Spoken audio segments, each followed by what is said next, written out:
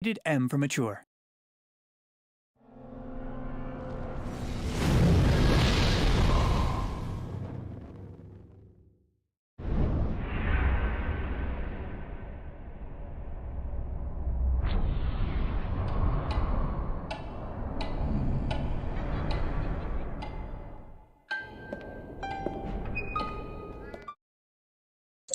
Okay, this better work right now. It better work. I've restarted the entire stream because for some stupid reason my browser here completely froze and my internet connection was still working rather well. But for some stupid reason my stream feedback suddenly decided it's about time for itself to freeze and to be cancelled by soon. Anyway, before we start this session, I'd like to inform you there will be no gameplay at all. This stream is name unnamed. Alice Madness Returns Let's Play Stream 11 bonus part. The game is already finished within the first 10 parts. So, today we shall be having lots and lots and lots of reading, and we will be also exploring the extras and everything we collected. We spent 10 videos, each of them 2 hours and a half, collecting bottles upon bottles upon bottles, and I'd like to know exactly what did we collect to begin with it. With that being said, greetings and salutations all, and welcome back to Invisible Let's Play the Project. I'm your host Invisible from Invisible's Gaming Channel, striking at your hearts from the dark side of the moon to the trademark. And this is the bonus part of our already finished project Let's Play Alice Madness Returns.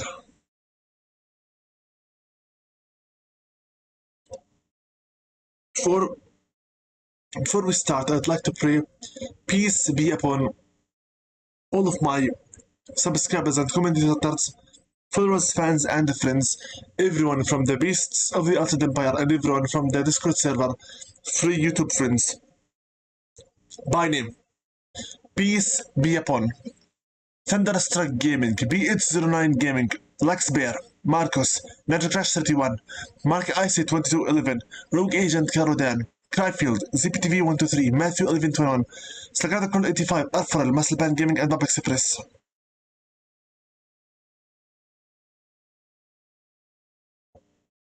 Once again, I repeat, peace be upon all of my subscribers and commentators, followers, fans, and friends, everyone from the beasts of the Altered Empire and everyone from the Discord server, free YouTube friends, by name.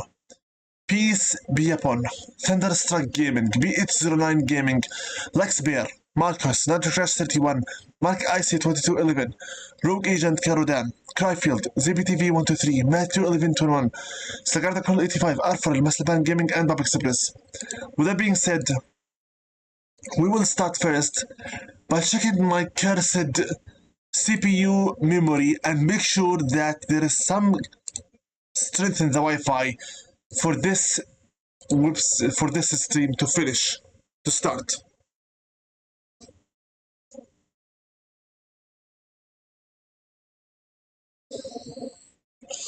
Okay, so Alice Madness Returns is a game on multiple platforms, but our main platform, at least I think that, our main platform here is the PC. In order for you to get all the bonuses and all the DLCs, first you will have to have bought Alice Madness Returns the complete collection. Okay? You bought it, I have the ROM for it. Whatever.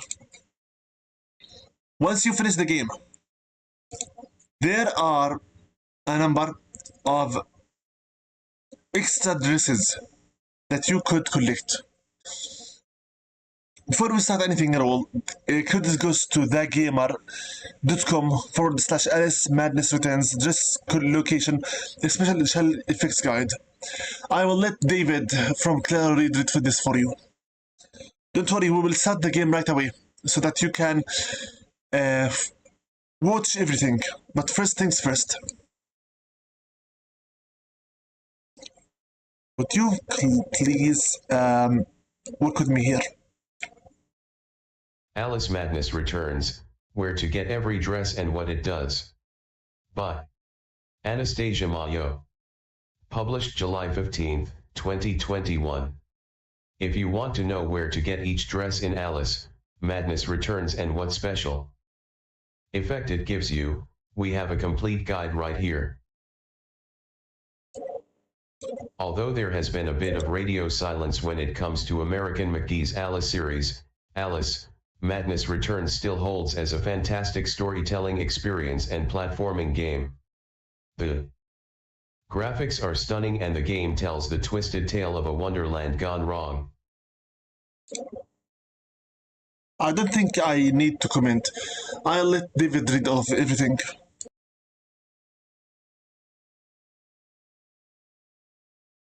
During Alice's adventures through a nightmarish wonderland plagued by an infernal train, there's a ton of items to find and collect, including unique weapons and cool dresses that Alice can wear. Each dress is unlocked in a specific way while playing, and there are also 6 additional dresses available as DLC. Here's how you can get all of them and what they do. The classic dress. Special effect, health regeneration in shrink sense. When you first enter Wonderland, this is the default dress you'll be wearing. There's nothing special you need to do in order to get it. If you've started New Game Plus after already beating the game once, this dress has the effect of regenerating your health during shrink sense. This dress is without a doubt the most iconic one. The 2 symbols at the front represent Eris and Jupiter, which are symbols of chaos, as well as mind over matter.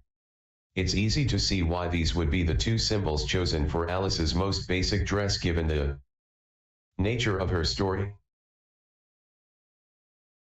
The Steam Dress. Special effect, find more teeth and roses inside breakable objects. The Steam Dress has a nice steampunk aesthetic which perfectly fits the appearance of the Hatter's domain. It's the second dress you'll unlock during your journey, and the one you wear throughout the Hatter's domain. In order to get it permanently, you first need to make your way through the Hatter's domain in Chapter 1. Most of the enemies here are fairly easy to deal with, but the iPod can be somewhat challenging. Good timing is needed to hit the iPod's eye, which is its weak point.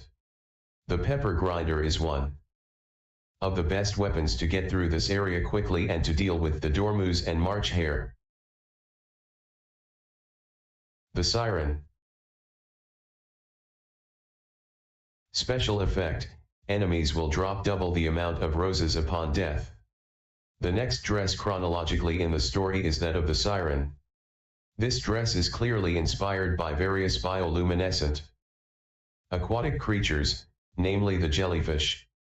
It's a turquoise dress with pink details, and Alice actually has no boots or socks either.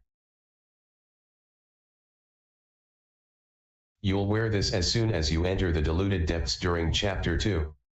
In order to unlock it permanently and wear it whenever you want, you need to complete this underwater level. This isn't a particularly tough chapter, but it does include a small 2D minigame with a ship, a musical minigame, a boss fight against 2 pretty strong crabs, and a fairly difficult end platforming sequence. So prepare for the rising challenge as you progress through. The Silk Maiden. Special effect, enemies will drop double the amount of teeth upon death. Inspired by a traditional kimono, this style of dress combines a bit of both Japanese and Chinese cultures into one. With nature patterns on blue silk, it's a fitting dress for the next chapter in Alice's adventure, Oriental Grove. Chapter 3 is where things start to get a little dicey. Oriental Grove is one of the longest levels in the game and features a very long-winded and challenging 2D minigame. Moreover, the wasp enemies in this area are extremely resilient. With patience, you can unlock the Silk Maiden dress permanently after completing this level. The Royal Suit. Special effect, Alice's health is reduced to only 4 roses. Alice's journey eventually and naturally takes her back to Queensland, and so it's only fitting that she spawns in with this red card. Game-inspired dress on. In order to wear it for the first time and then unlock it after, you'll need to finish the Queensland level. In Chapter 4, Alice will be pitted against the many enemies of Queensland, including the mighty and feared Executioner, which forces you to flee rather than fighting. Not just that, the card guards are durable enemies that are quite tough to deal with in combat. The Misstitched. Special effect, longer shrink sense visibility. This dress is inspired by the worn-out appearance of ragdolls and has a very classic and traditional look despite all of the wild colors it has. To get it, you must proceed to Chapter 5, which is the final chapter in the game that takes place in the dollhouse. As the last area of the game, it's also one of the toughest. Some of the doll enemies are particularly strong and tough, especially in crowds, and the final boss of this land, the Doll Maker, is also the final boss of the game. Alice will wear the dress throughout the dollhouse level, but to unlock it you'll need to finish the level and consequently the game as well. The 6 DLC dresses. Also on top of the dresses attached to each of the 4 domains, and the default dress, Alice can also unlock 6 DLC dresses that are all inspired by various characters and areas of the game itself.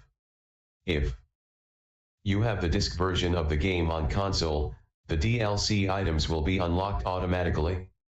However, those playing on Steam will need to unlock them by going into the game files inside the Games Config folder, then do the following: open aliceengine.ini in Notepad and change the G is Special PC Edition equals false to true.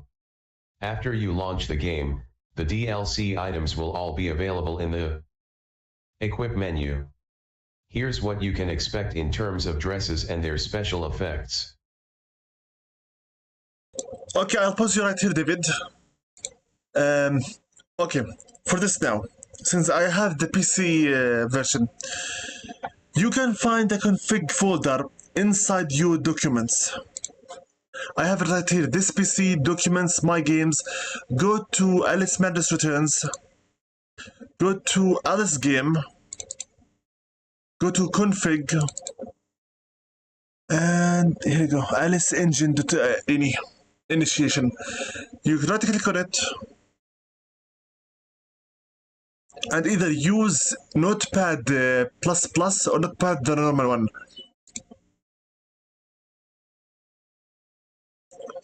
Okay, go back here, check for the GIS Special Edition, copy, go back here, Control F to find, and then paste, find text.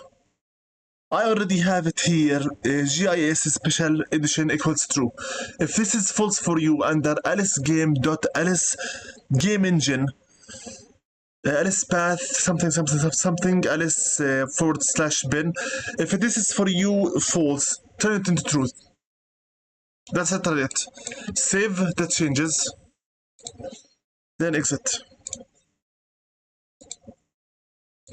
For me, since it's already true, there is no need for me to do anything. Just use file, save, that's it. I'll let David now continue on with the reading, and then we shall see these outfits in action, as in the real game. Yes, no need for this config file anymore. It is inside your PC documents my games for me. For you, it must likely be Steam, etc. Go to Alice Madness Returns, Alice Game Config. Here is the file you need to edit. Okay, David, take it again.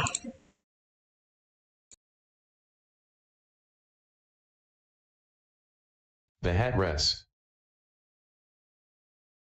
Special effect, any damage taken will be reduced from teeth, not roses.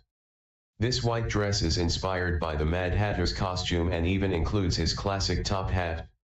Alice has black straps across the white dress, as well as green stockings and a bunch of copper gears sticking out of her dress as well. The Cheshire. Special effect, enemies won't drop roses. One of the most extreme dresses in the game, the Cheshire dress turns Alice into the game's twisted cat character, with glowing eyes, grey ears, and all. The dress has a dark grey tattered and skin-like appearance. The Caterpillar. Special effect, shrink sense is permanently enabled. Despite the silly look of this dark green dress, it's actually quite useful since it gives Alice permanent shrink sense without affecting her size. The dress looks like the body of the caterpillar, and she even has a small hat with antennas and two tiny wings on her back. Late but lucky. Special effect, permanent health regeneration. Another highly powerful dress, as Alice will constantly regenerate health with this dress on. It's a burgundy and white dress inspired by the original look of the White Rabbit and his little red coat. Alice wears a top hat with two rabbit ears and even has rabbit feet. The Checkmate. Special effect, Alice deals double damage. The perfect dress if you need a boost in combat. The Checkmate increases your damage by 50%. It's a classic red and white dress with a slightly rectangular shape. The dress is seemingly inspired by the appearance of red card guards. The Flesh Maiden. Special effect, use hysteria at any time. Although the Flesh Maiden is not the most aesthetically pleasing dress, it definitely packs a punch since Alice can use her hysteria at any time without charging it. The deep red fleshy and bloody appearance of this dress is a nice reference to the rotten state of Queensland and the Queen's final form. Okay, so now we know about those powers, the extra dresses. Let's go and see them in game. Thank you very much, David.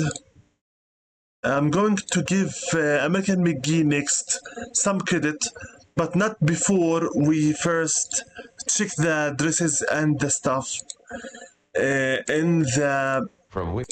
Excuse me, please. We'll first now go ahead and check the dresses and everything else within the game files. I know that this is the part you are waiting for the most, so we will check the dresses, the extras, everything about the game. After that, if you wish to stay here, listen to some bios about American McGee, and watch with me the art book, PDFs. You are free to do so. This stream will not have any kind at all of gameplay, since we already finished the game as is.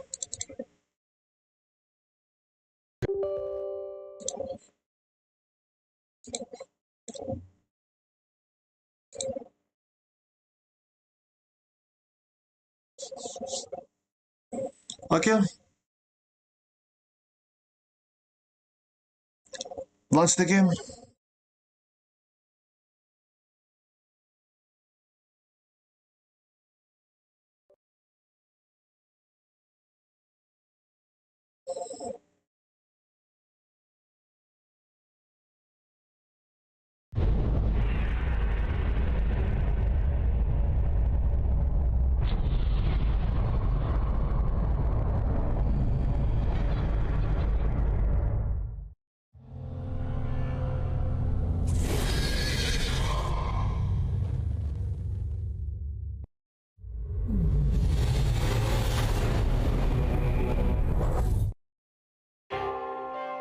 Alice Madness returns.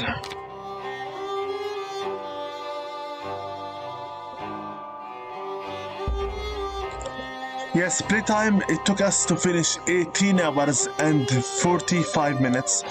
Overall completion 100%. Today we're not here for Chapter Select or New Game Plus. I'm going to check first and foremost the dresses. The dresses can be shown here. Equip. Story mode Alice, the normal one. Nothing too special about her dress. Weapon, Verbal Blade. A fast attack with focused damage are reliable in most situations. DLC weapon, Verbal Cleaver. Reduces damage from enemies by half. Pepper Grinder. A fast-firing weapon capable of inflicting vicious sneezing. The DLC weapon, Octo Grinder, increases ammo limit. Hobby Horse can knock back and knock down even the heaviest of enemies. DLC weapon, Nightmare, restores health with each hit. I don't think I'll have to twist her with you. It's one of them. Teapot Cannon shoots tea grenades with a large splash of tea, steaming tea. DLC variation increases damage to enemies by half. Okay, so dresses. This is the story mode. Let Wonderland decide how Alice is dressed. This is the classic. Regains health while shrunk. As you can see, nothing much. It's the same exact dress. W and S to zoom in. Why? Okay. Next address. Am I recording sound? Please tell me. Yes, I am. Stop being paranoid.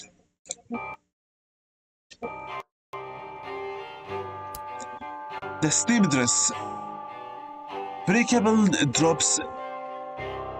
Breakables drop more teeth and roses. We already previously analyzed all the dresses. Yeah, behind her that's a clock without clock hands, without crook arms. Now the Siren. Enemies drop twice as many roses. Among my more liked dresses. Okay, we have here the Silk Maiden. Yeah, kind of semi-Japanese, semi-Chinese inspired dress. The Royal Suit. Health limited to 4 roses in total. This is a suicidal dress basically. You can now equip any dress you want, and this dress that you choose will remain with you for the entire game if you wish. The Misstitched. Shrink sense duration is doubled.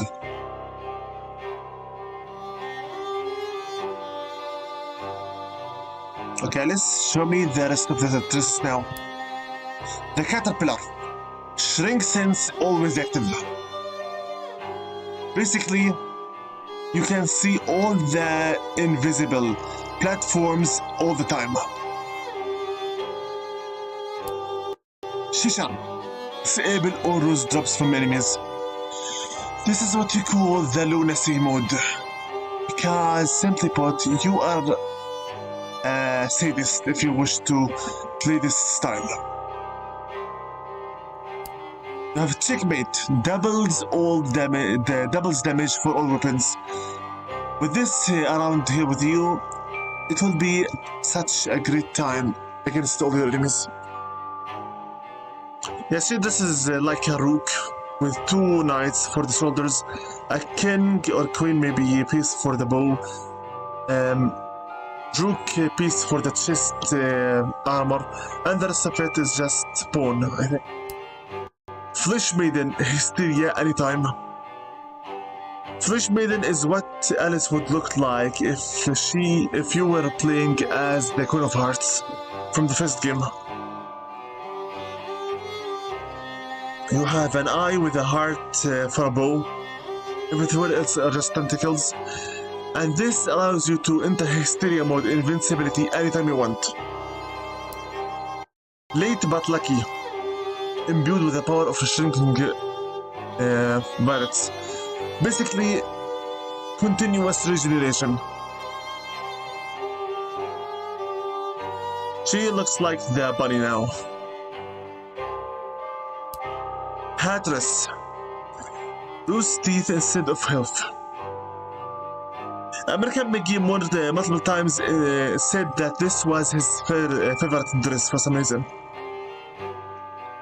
She's basically a cyborg, kind of.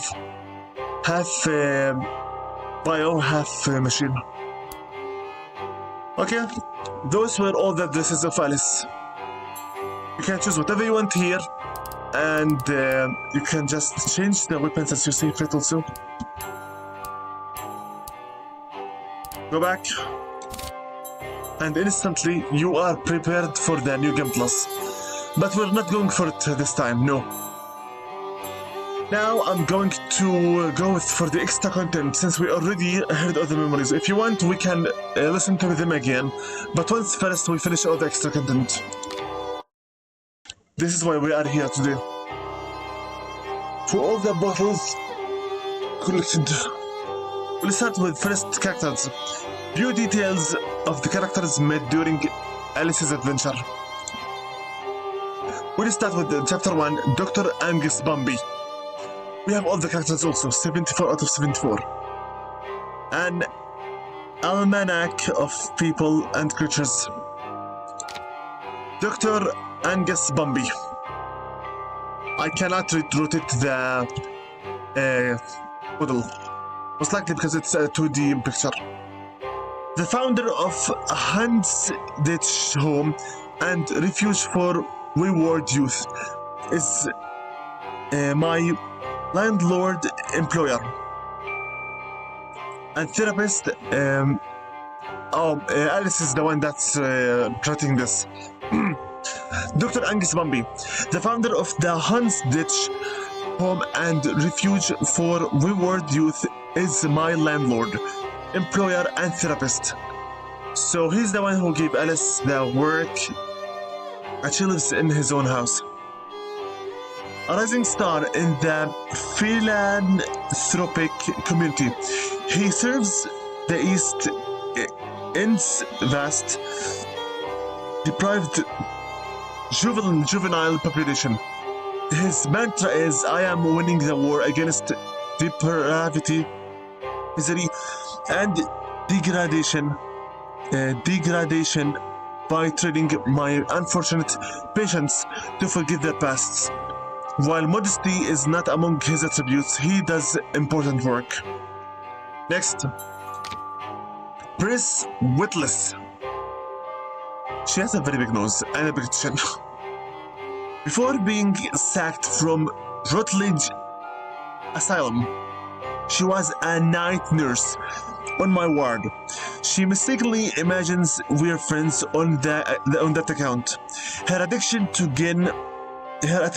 gin has forced her to become a dog's body for a variety of East End practitioners. No errands is too menial or beneath her dignity. Her wages can't support her need to be consistently inebriated. Not sure how she supplemented her income, but I'd rather not think about it. Basically dirty money. Insidious Ruin, your most common enemy type in this game. An unnatural and hostile combination of ruined mechanical parts, vomits pollution, and slashes through the muck it dispenses. A mindless industrial disease, it oozes grease and organic slime, and wields a dangerous weapon. Its unseemingly sound and noisome stitch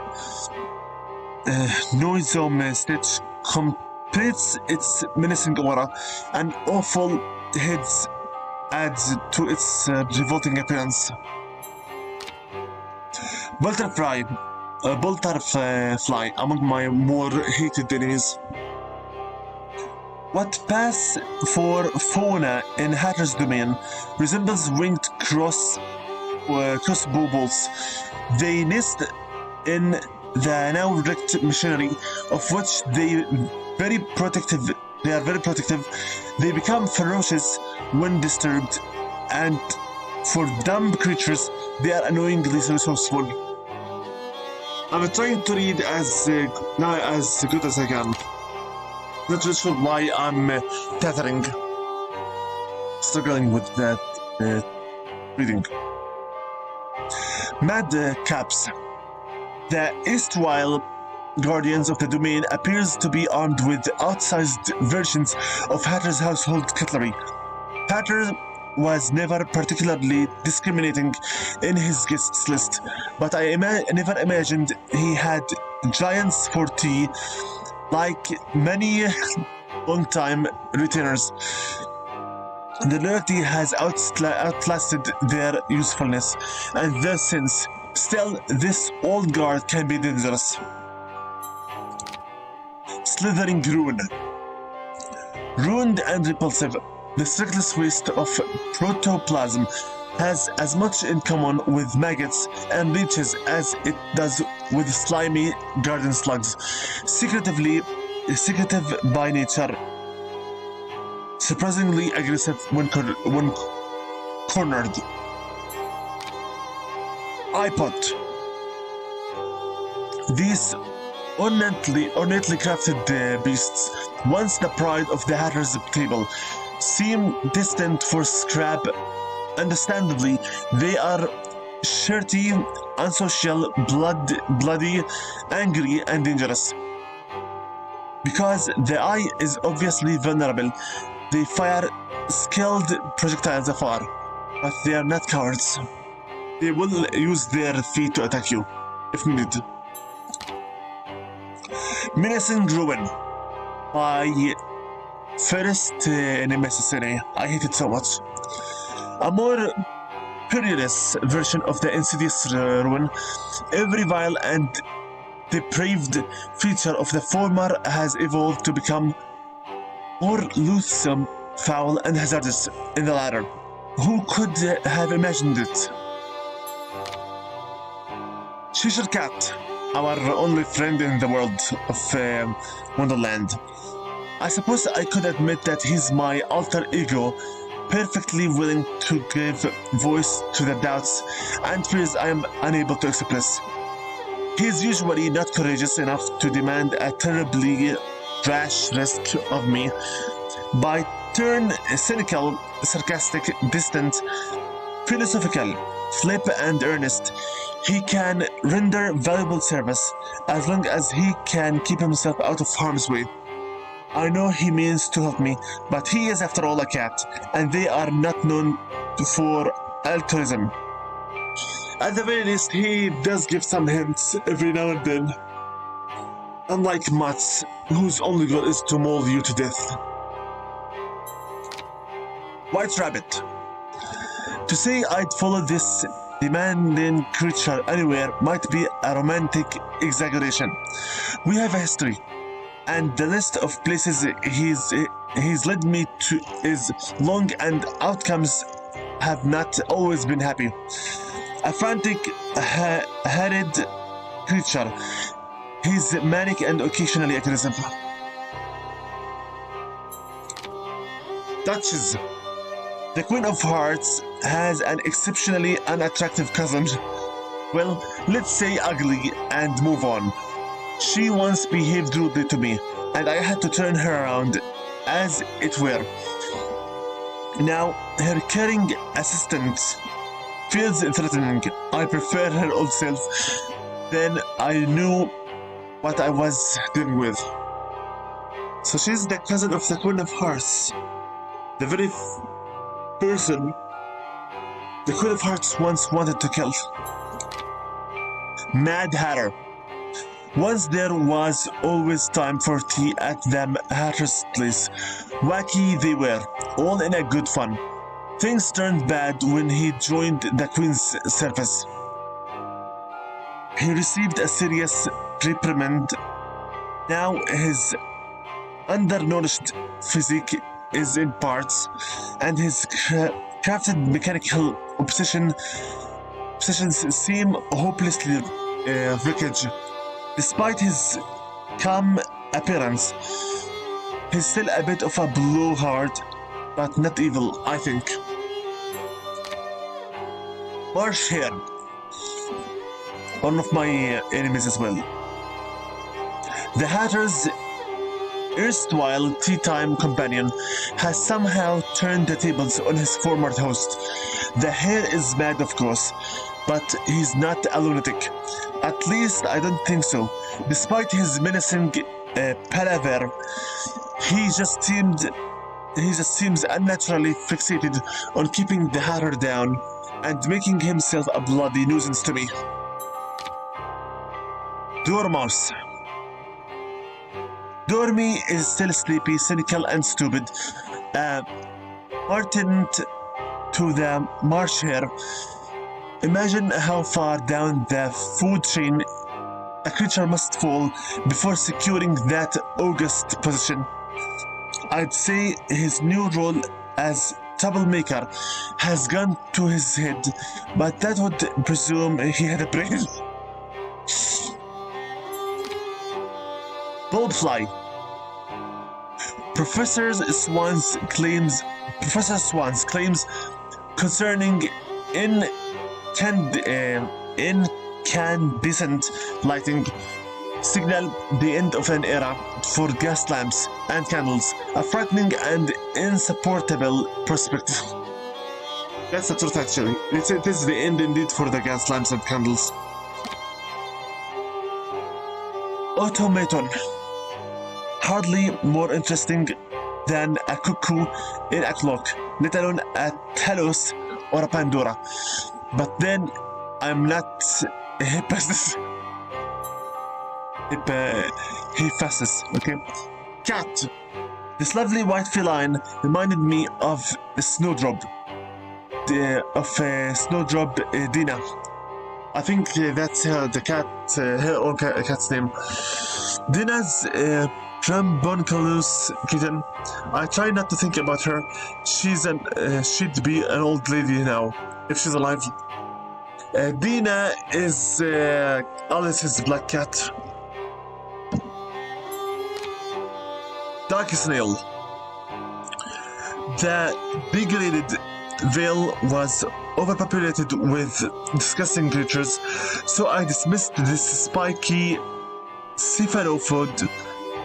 He feeds on his own, regurgitating the bile. Dudomic. As if the creatures hadn't suffered enough, I imagined the extinct bird kitted out like others in the Hatter's mad and mechanized realm. Footman. His appearance formal and intelligence modest were not required for this adventure. He's still a good frog. Book Sparrow. What a weird combination. The Oriental regarded this creature as a threat. He has so little self-confidence, it would have been cruel to bring the bird into the mix. Snail. This Benign being was to keep me company in the Vale of Tears, but the changes there would not have been to his liking. Dodo. Pigs, humans, and ravenous macaques all contributed to the extension of the dodo on its native Mauritius. The very strange bird was once considered a myth, but Clark's reports justified Papa's belief that someone or something slated to go the way of the dodo was much more than rhetorical flourish. Nan Sharpe. Always a substantial and independent woman, Nanny taught French and music to Lizzie. Oh! And me. Disastrous choices in the companionship, penury, and iron-hard sense of pride have led her to a life of not quite squalid prostitution. From her digs at the Mangled Mermaid, she manages a string of professional women on the street. She visits me several times. She visited me several times at Rutlig.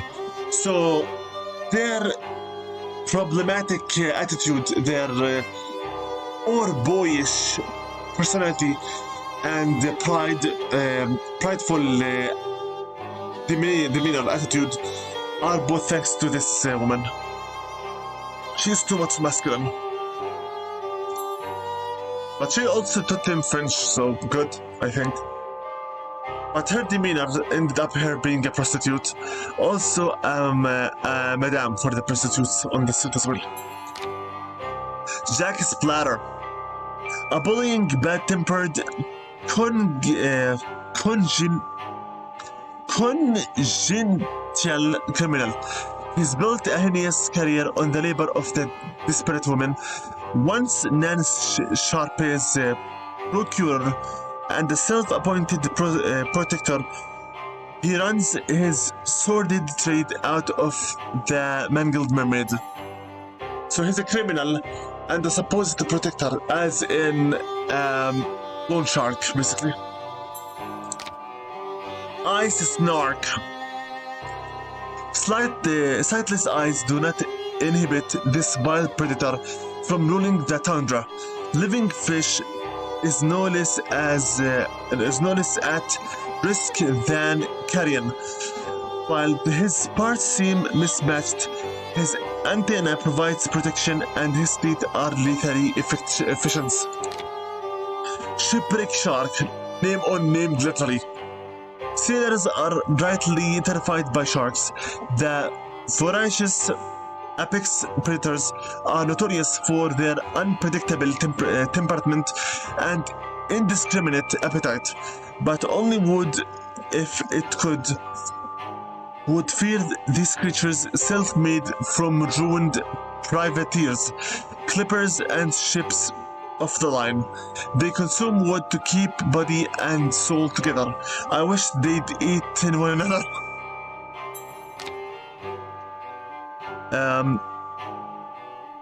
Bear squid. Did I see this creature before? I think maybe it's from the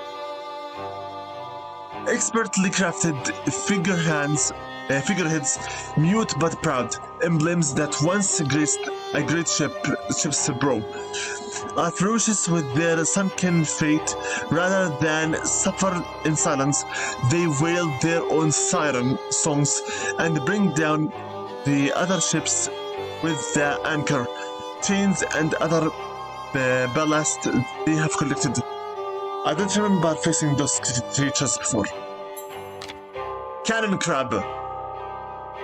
Well armed with great size and impregnable carapace, the self-declared honorable mission, this noble crustacean is a formidable foe. One may only hope it has a soft underbelly. That's how you destroy it. Drowned sailor. Poor souls are eternally conflicted. Necessity sent them to the sea.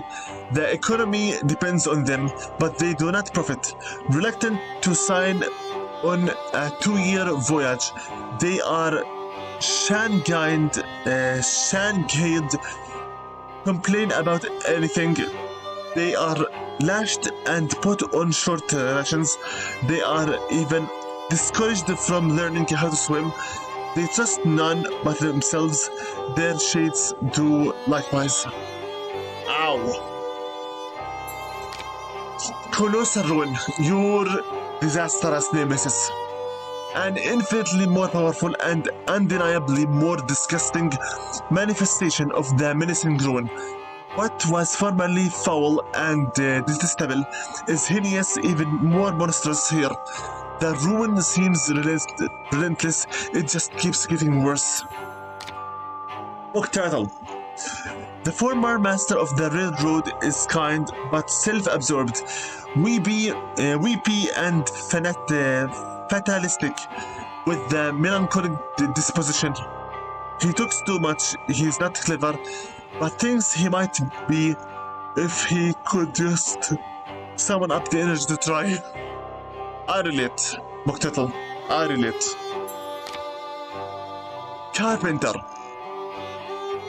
This distinctive, sententious master of the malaprop lacks a scintilla of skills in his... For God's sake, stop using those weird words. This distinctive, sententious master of the malaprop lacks a scintilla of skills in his eponymous trade. Wouldn't know a hammer from a hand, so appears to have appointed himself Lord of the theatrical universe. Given his subjects, I don't suspect there was much resistance.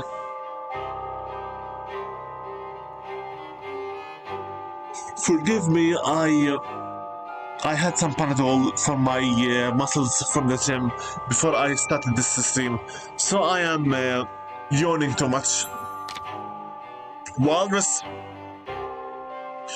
If observation is a judge, he's not missed a meal in his life. Pigs at a throw have more dignity. A big, hungry creature with nothing on his mind except his outsized appetite and his self-proclaimed reputation as a great thespian. Basically, he's just a pig in the shape of a walrus. Fish couple.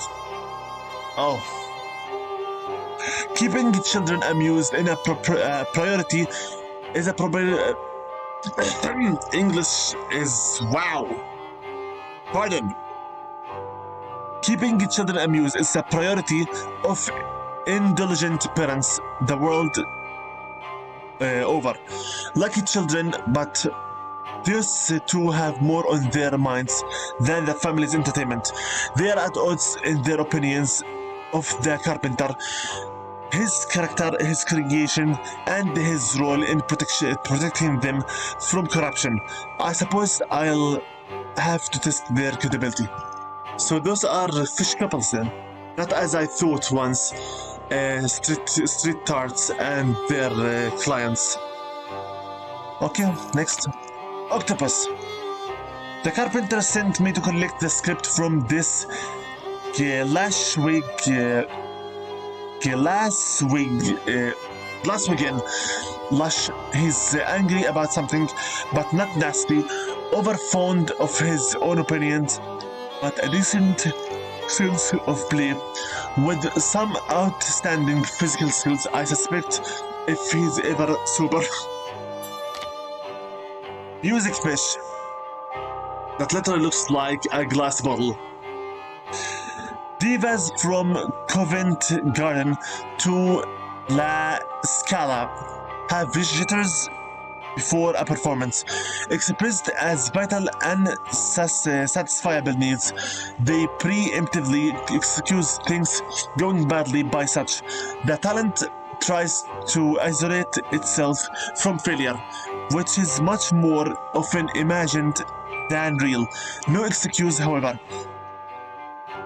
will deflect the condemnation deserved by this tone-deaf, talentless, time-serving performer.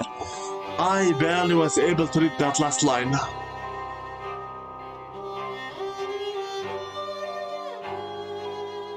Let me try again. No excuse, however, will deflect the condemnation deserved by the stone-deaf, talentless, time-serving performer. Next, Oyster Starlet. Oyster. So my first was correct, my first guess. It's an oyster, not a clam. Without a script, this pearl-less theatrical dance must rely on mangled cliches as a substitute for sensible speech. Actors seem to often forget how to speak spontaneously in their own voices. Wow. Mayor. Who are you? I didn't see you before, I think. Like many discredited or discarded politicians, the mayor seems sufficiently deluded that he refuses to accept rejection as a sign of rejection. I know that denial is a dangerous thing. I don't always behave as if I know. Turtle chest. Sometimes the treasures you seek are just out of reach, evading your grasp as if they have a mind of their own. I think this is the mimic where we fought it before. Yeti, a very annoying NPC. Despite grand and self-serving claims to Despite grand and self-serving claims to being the embodiment of understained brutality, mystery, and fear, this poor fellow never even rose to the level of an abominable piranha. Papa's copy of Henry's Bates Amazon Adventures.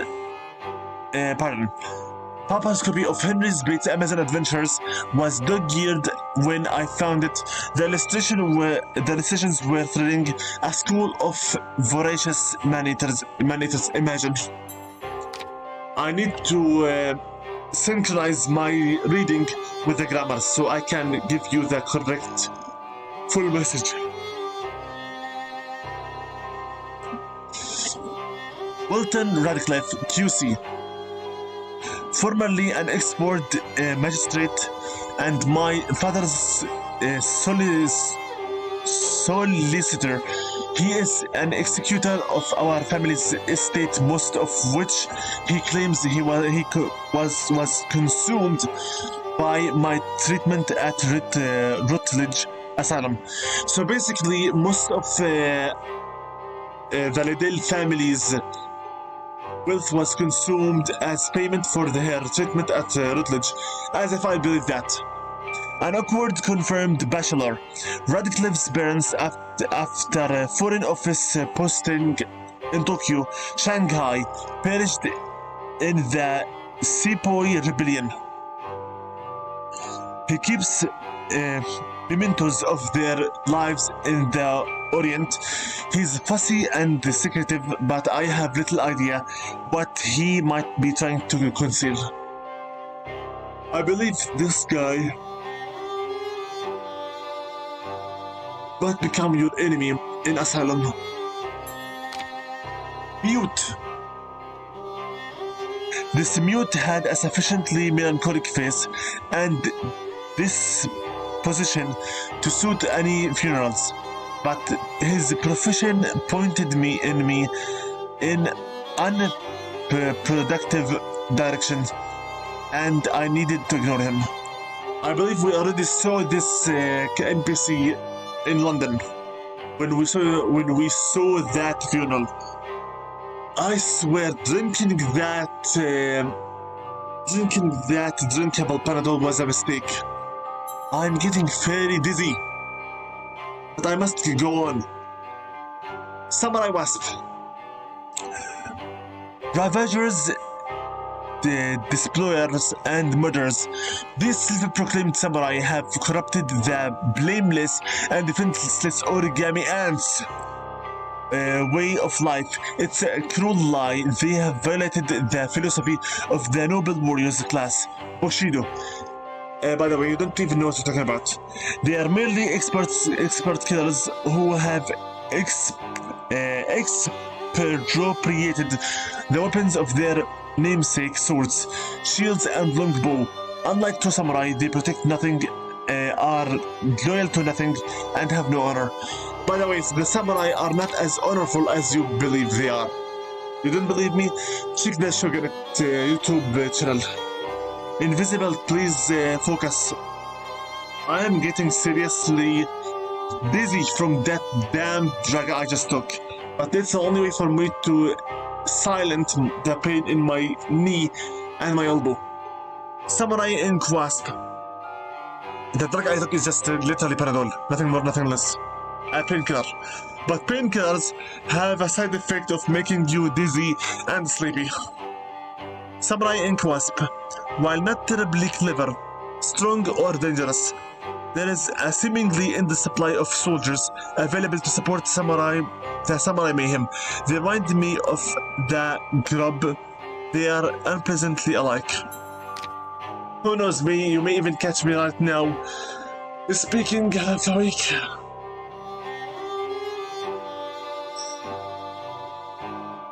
Damn, yawning. Lion Shop.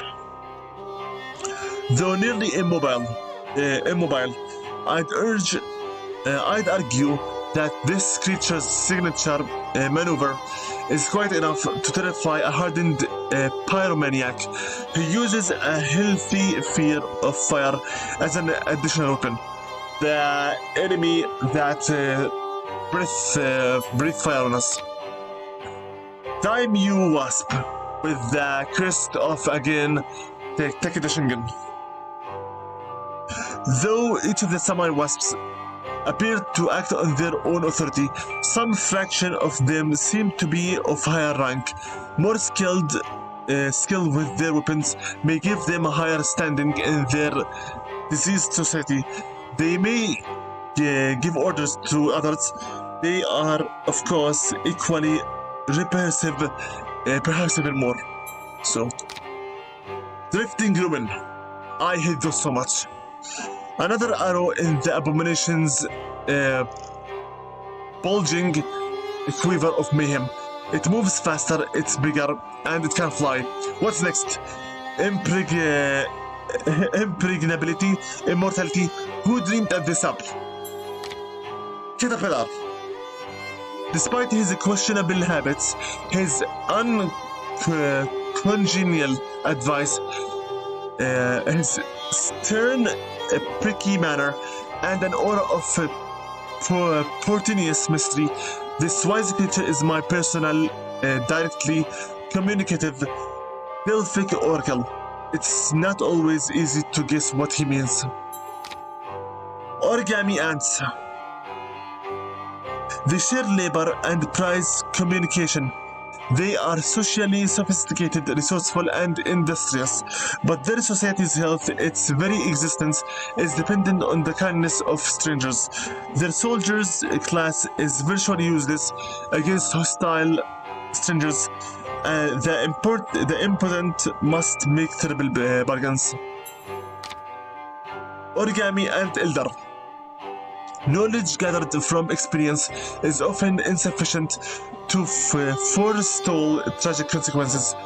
These elders seem to know what must be done to avert disaster, but they are unable to do it. Origami Ant Monk. Thought so.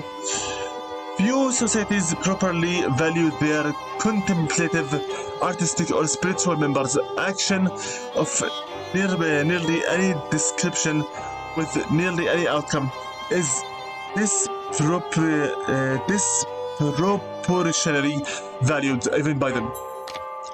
Humpty. Well, he did sit on a wall and he fell off, etc. Fancied himself a kind of authority figure, but acted more like a security guard at market stall, and in fact couldn't secure his belt. Empress Wasp. A very disgusting enemy type. She who must be obeyed and continuously fed. Evidently, all these so-called samurai in service and sacrificed so she can dine some puncent. How do you read this word? she can dine sumptuously. Royalty shares some common traits, irrespective of species. Oriental frog. Quite possibly the largest frog I've ever seen, although maybe that was because I was shrunk by the caterpillar's smoke. Solving his indigestion nearly gave me an upset stomach as well. Fred the cop. Typical Bobby by the book. What's all this then? Nonsense. Not vicious, not cruel, just not very imaginative or sympathetic. I suppose I don't encourage you much. Card guard. Without weapons, the Queen's reckless guards aren't much more than fodder. In a fight, they were never really good with their hands, but this current bout of clawing demands caution. There are so many of them, and they are eager to give up their lives, even dead. Their pora, delicti, and remnant can cause a problem. Armored card guard. The wicked staff they carry makes them dangerous, but ponderous. Still, were their weapons to hit its targets, they wouldn't need the speed to deliver the coup de grace. Executioner. With less intelligence and imagination than a wind-up toy, this brute does the bidding of the Queen. Her creature its orders out of date. Her creature, its order out of date, is certain to fall hard where he falls. But until then, he's so much more than a heartache. White King. Amiable, courageous, a bit befuddled, a bit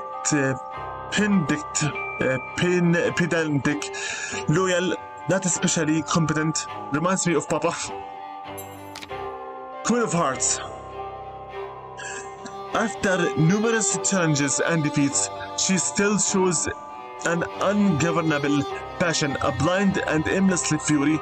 She's still a force in Wonderland, even though her desires for unquestionable authority and adherence to her rules have been defeated.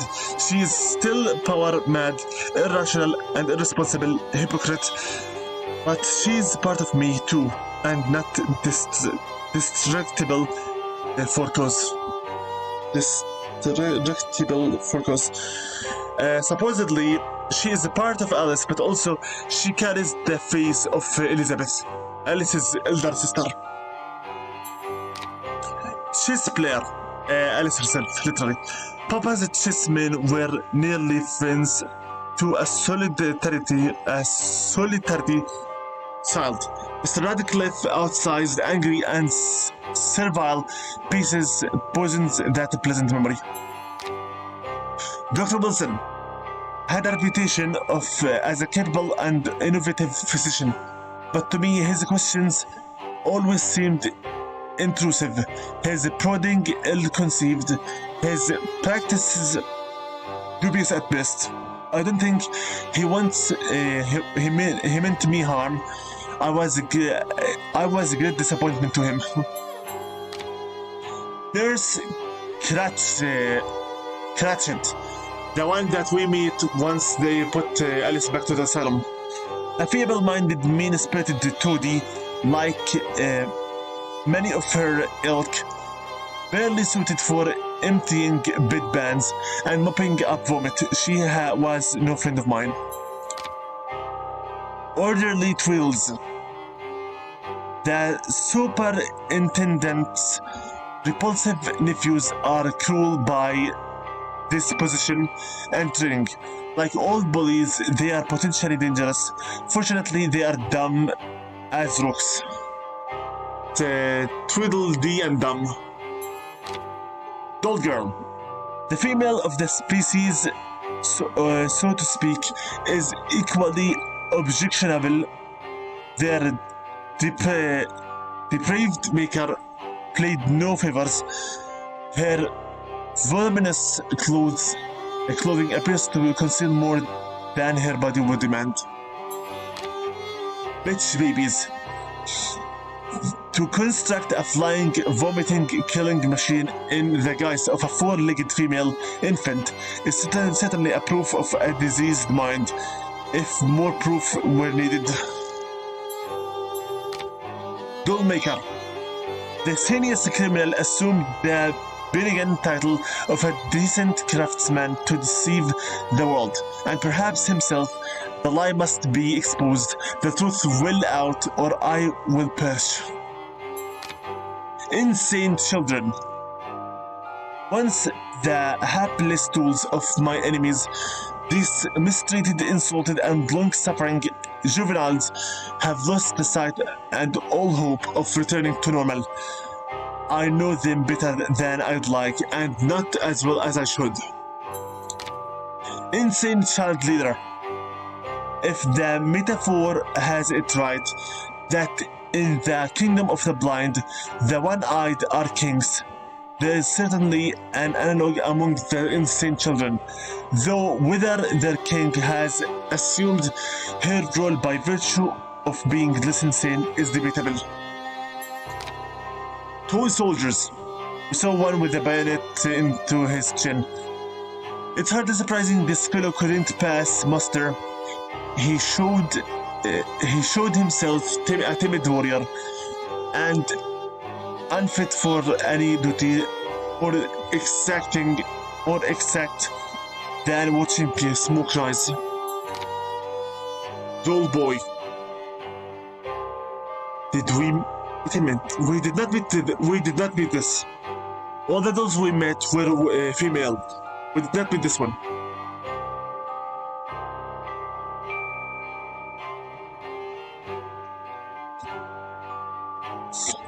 Not surprisingly, this jelly-built, nailed together malevolent automaton masquerading as a child violates every mother's wise admonition.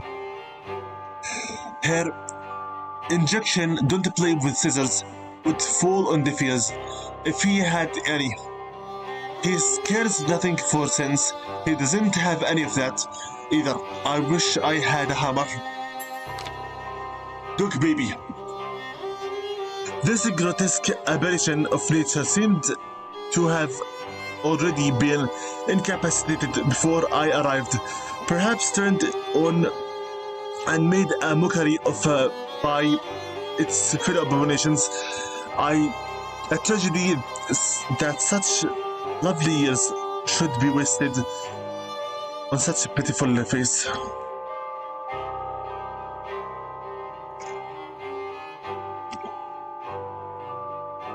Personally, don't care. If this was the fate of Mats, so may it be. I hate them so much. I need to reread this because I feel I am half asleep already. This grotesque aberration of nature seemed to have already been incapacitated before I arrived, perhaps turned on and made a mockery of by its fellow abominations. A tragedy that such lovely years should be wasted on such a beautiful face. Get a hell. And we finished. Yes, we finished all the 74 entries for the characters. Chapter 1, Chapter 2, Chapter 3, Chapter 4, Chapter 5. Next will be the theatrics. Are those the films from the game itself? Let's see. Dr. Bumby states his case.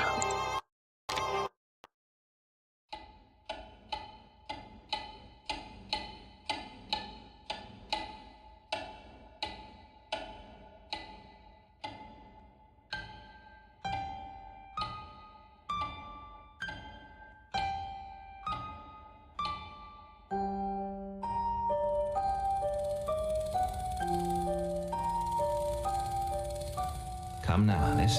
It's only a dream. It's not a dream, it's a memory. And it makes me sick. Now, focus. Wait. You're floating again. Weightless. A cipher. Relax. I'm in hell. Forget it. Abandon that memory. It's unproductive. Go to Wonderland. I can't. I'm trapped in my past.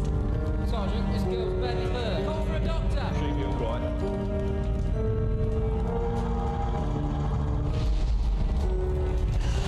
No, Alice. Discard that delusion. Forget it. Go to Wonderland. I'd rather not, Doctor. My Wonderland's shattered. It's dead to me. Your preference doesn't signify, girl. Now, Alice, where are you? I'm sailing with a friend. It's different somehow. Things have changed. Change is good. It's the first link in the chain of forgetting. What's happening? Are you mad? I'm not mad. Rabbit, That's not right. What's he doing? is something wrong? Something wrong? No, not that. Don't struggle, Alice. Let the new Wonderland emerge.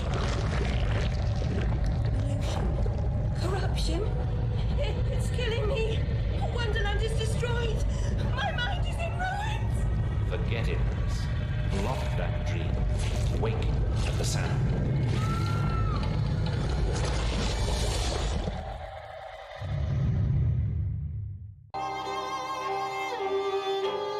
Ex-nurse, witless sound off again. Still a mess. No surprise. Her kin roasted like chestnuts right before her eyes. 10 years in Rutledge Asylum wasted everyone's time. Dr. Bumby won't do better. Still hauling out her questions. The fire, her memory. I deserve consideration, don't I? Who found her new clothes? Who got her a place at Bumby's? Where'd she be without me? On the streets, selling her backside. Likes my pigeons, though. She's doled out the odd pound or two. But what I know is worth more than that. Kept her secret, haven't I? Heard her say, "Oh, died on my account, I couldn't save you." I've told her my silence is for sale. Cheap. I'm a good sort, really. Not like her nanny, that uppity whore. Or that lawyer fellow Radcliffe took a stupid rabbit. Need money. Warned her I'd tell the coppers if she didn't make a donation to my upkeep. She yells and goes off her head. Does she kinda remember her name? What I heard. The press is a seriously deranged, disgusting nurse. Hatters perfectly put pain to finally. Pretty please stop making me read tongue twisters.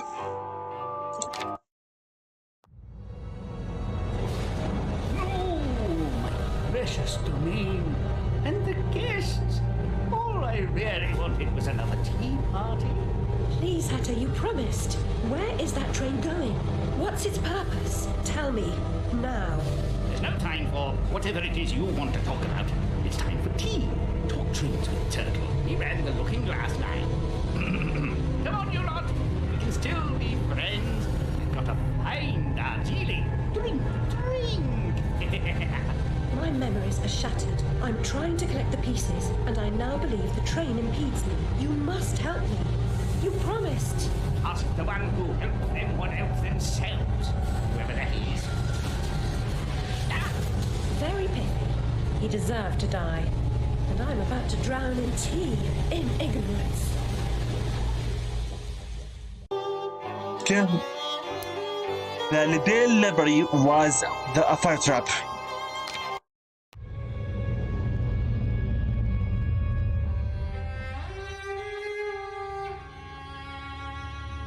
Our lovely library was a fire trap. A conflagration waiting to happen.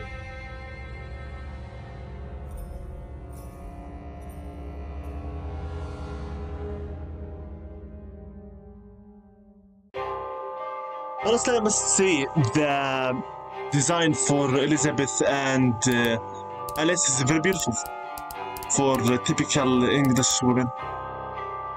Chapter 2. Book Turtle uses oncoming menace. Confounded beasts. They want my ship. I think you're more to their taste. Never. We're almost relatives. You're related to Soup, Admiral. I've an idea. We'll leave this mayhem and go to Carpenter's show. It's better than Gaff. Carpenter promises what we don't take seriously can't harm us. Best dive now, Admiral, or the sharks will have us for lunch.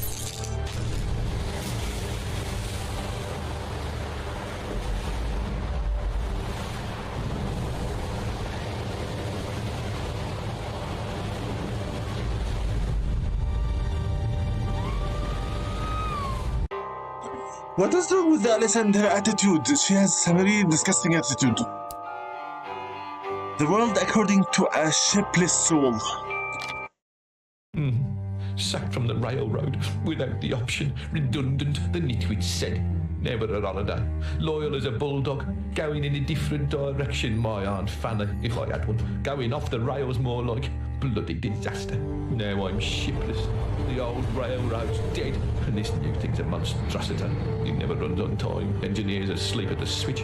What I don't know about it can't hurt me. Say no more. Not as good as a wink. Carpenter sets a groaning table. The munificent script needs fetching. The writer's overly imaginative and exploring several endings. Then you'll need to assemble the show's tune-deft music. And finally, gather our stars! The show's tasteful performers. You should leave now. The essentiality of haste is essential. Walrus steals show performers desolate. This life is full of random deaths and heaps of grief and shame. So if you are soothed by accident, you want someone to blame. Fire, plague, and strange disease. Drowned, murdered, or if you please, a long fall down the basement stairs. None are expected, no one cares. I often must work very hard, sweat running down my skin. After the dance, I then must rest, and the eating can begin. This walrus deserves death. The train's arrival right on schedule. Time to eat. Death is the ultimate equalizer. All have the right to be eaten. Get in line, princess. Don't push. All will be served, so to speak. Wicked thing. Feasting while Wonderland is destroyed. I'm not the enemy you seek, Alice.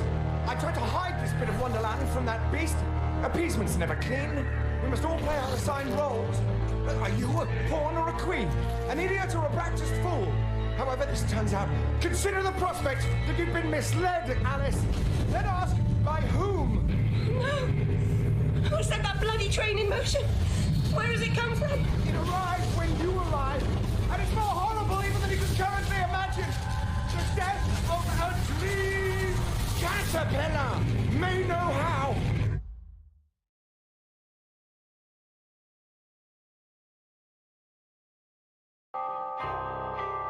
Guilty thought is not the same as guilt.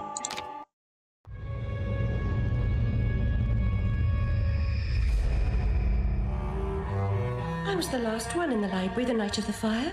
The log I added to the grate was dead when I went upstairs to bed with Dinah. If it wasn't, I may be responsible for my family's deaths.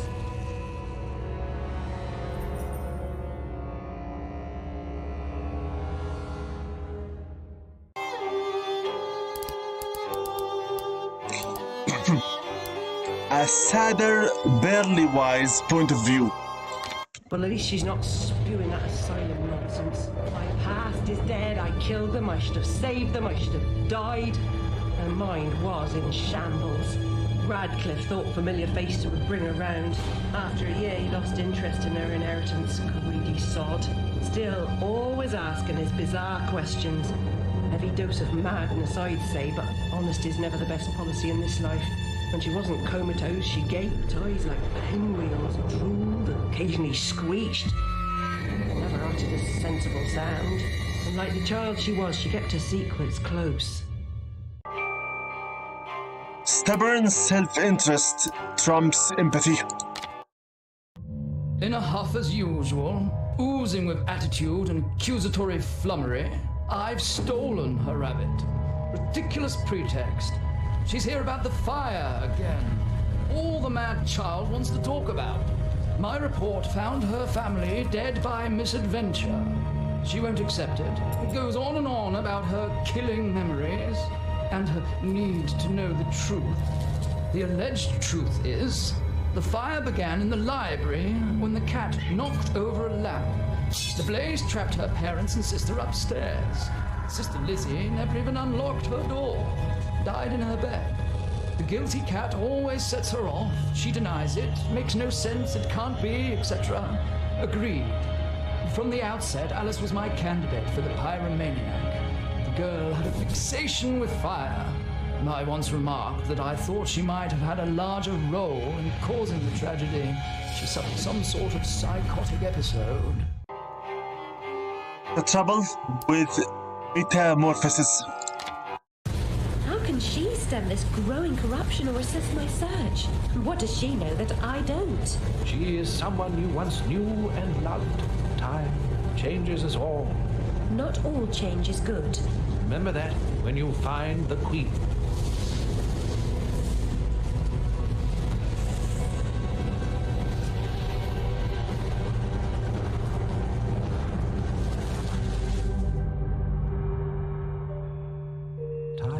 Changes us all. Cat saves a life, accident or altruism.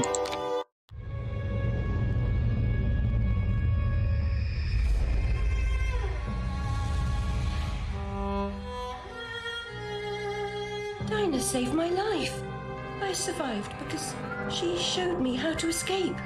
I didn't leave the lamp in the library, and Dinah didn't knock it over. The lamp and Dinah were upstairs when I went to bed. Dinah was in the room with me when the fire started.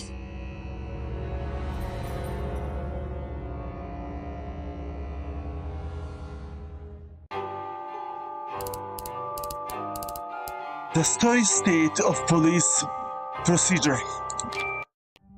Same night Jack splattered that waste of mother's love was nabbed for gutting that heavy outside a mermaid. Yeah, I was taking Alice down and we meet two coppers walking Jack to the cells. He's mad than the usual I never. Wrong bloke nonsense when he sees Alice. That's the bitch what done it, he yells. She screams, you miserable cur, you leech, you maggot, living off another's labour, etc., etc. I'm admiring her line of inquiry, but suddenly she hits her head or something and faints. Couldn't send her home, could I?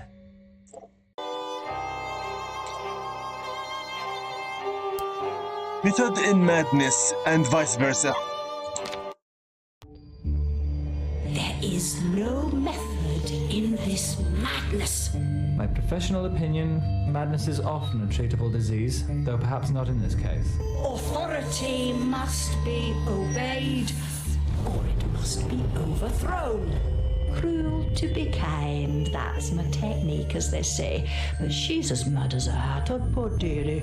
Worst is over, and over, and over. Forget it, Alice. Forget it. Lizzie's hatred for locked rooms.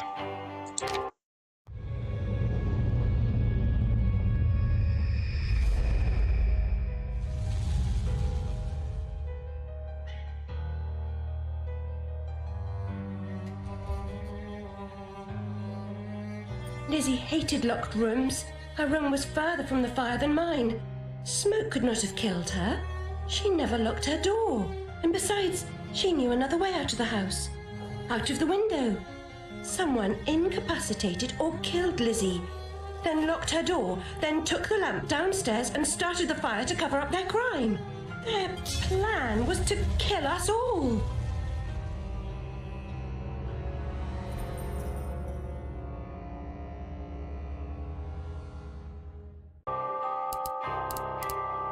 No senators' lives. No senators live in Oxford. Never did.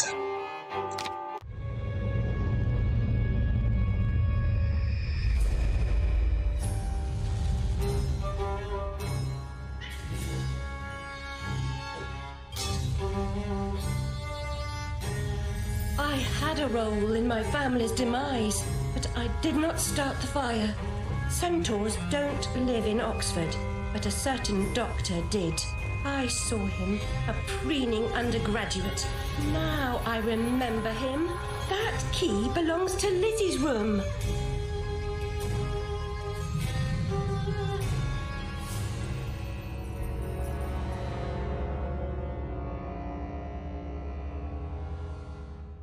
So when he met Alice and Lizzie, he was still an undergraduate, basically. Interesting. Hatter's a furious narrator. Natter. Everything's a nail, is it, Miss Hammerhead? First it was all search, freighted with weird and fragmented memories. Now it's the train. Never time for tea. While your brain's on holiday, we're ruined. Now we're all mad here, and that's a good excuse for going to hell in a teapot, but not for forgetting what your senses saw. Forgetting is just forgetting, except when it's not. Then they call it something else. I'd like to forget what you did. I've tried, but I can't. An entire philosophy in a phrase. I know I'm guilty of something, but punishment never suits the victims of the crime. Abuse is a crime the strong visit on the weak. And you're right, abusers are insufficiently punished for the damage they do. Those who witness abuse without seeking retribution for the harm pay a penalty. Your own pain mitigates your failure to act earlier, but you may not yet have paid enough for witnessing the pain of others. Finally, contentious confab with authority. I think this is the queen. Madness and destruction. You shouldn't ask questions you know the answer to. It's not polite. And that noise wasn't Lizzie talking in her sleep. Oh, no! Oh, poor Lizzie! And there are no centaurs in Oxford. Make your survival mean something, or we are all doomed! He tried, as an undergraduate, he tried to get into Lizzie's parents and her own space. She rejected him completely. So he decided to kill her entire family. Wow. Show me troubling visions. View concept art gallery. Wow. Okay. Number 1 out of 40. Concept art. So this was supposed to be the Hatter's domain. Lots of tea, lots of boiling water.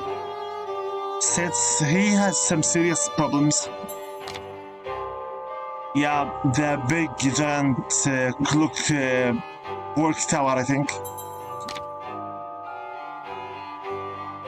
This entire place is just fascinating, amazing. This reminds me of the area from American McGee's Alice, the first one. The area where we had to choose an area to go to. Even more tea and even more tea sets. And Alice is jumping through them. A river of tea, and Alice is on a makeshift boat.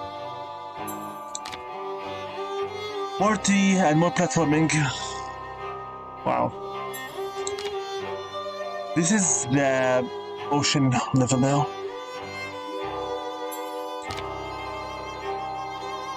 Underwater city, I think maybe town. The Duchess in a bathtub with a pig.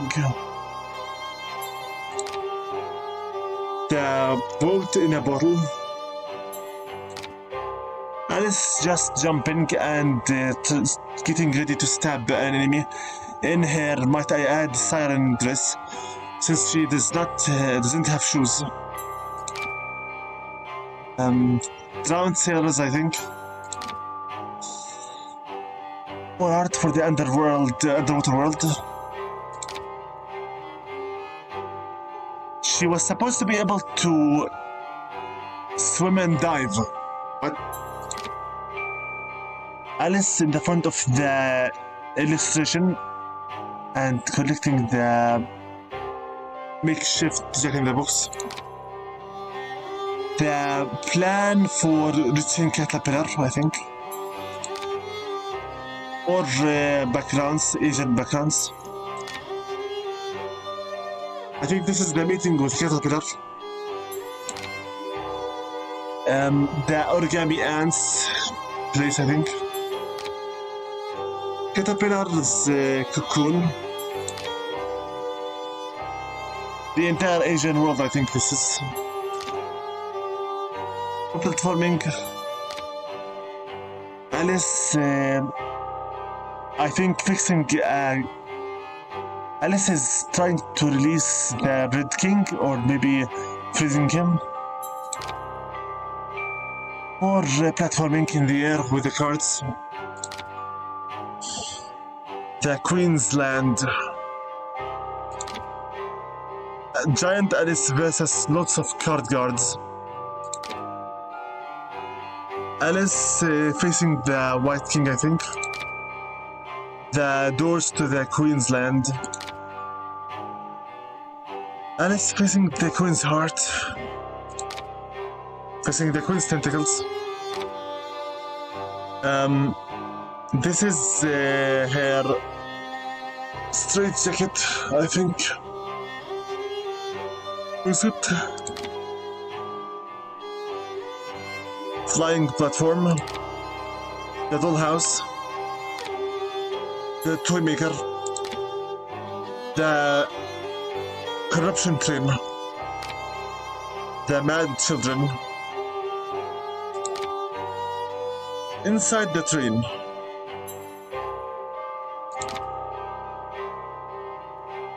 I think this is the corrupted version of London, or maybe when Alice went to Omega and turned London into Wonderland. Finished. Let me quickly review the photos I fast forwarded with. Okay. So we saw now all the troubling visions, all the characters, all the theatricals. Only credits, I will not see them. Show me what past matters. Oh. Okay, so reading. Okay.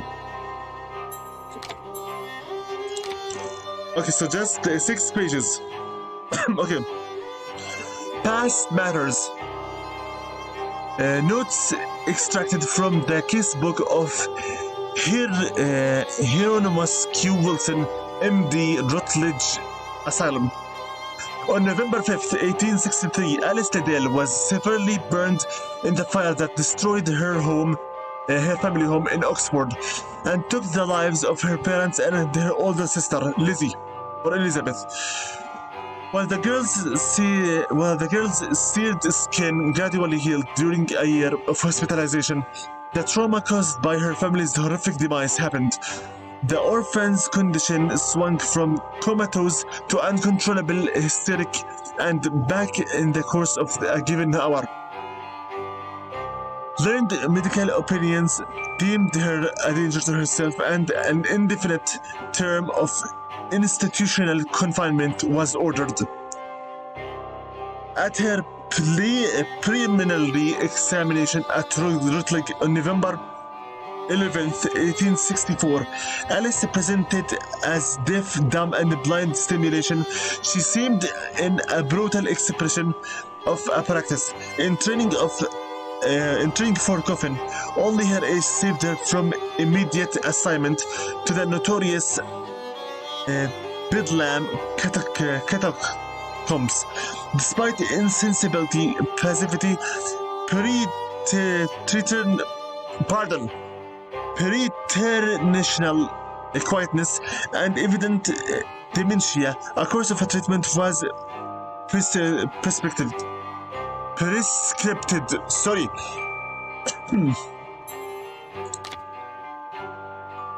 During the first 6 months of 1865, she was subjected to all best temporary remedies without result. Cold plaster sessions and bloodletting were ineffective and unproductive. Application of experimental shock apparatus useless. Likewise, massive doses of laudanum in desperate restraints, including a straitjacket, solitary confinement, sensory deprivation, confiscation of her toy rabbit, and cancellation of afternoon tea were tried and failed completely. She would not correspond. Wow! This wasn't treatment. This was pure torture. God's heaven! Wow!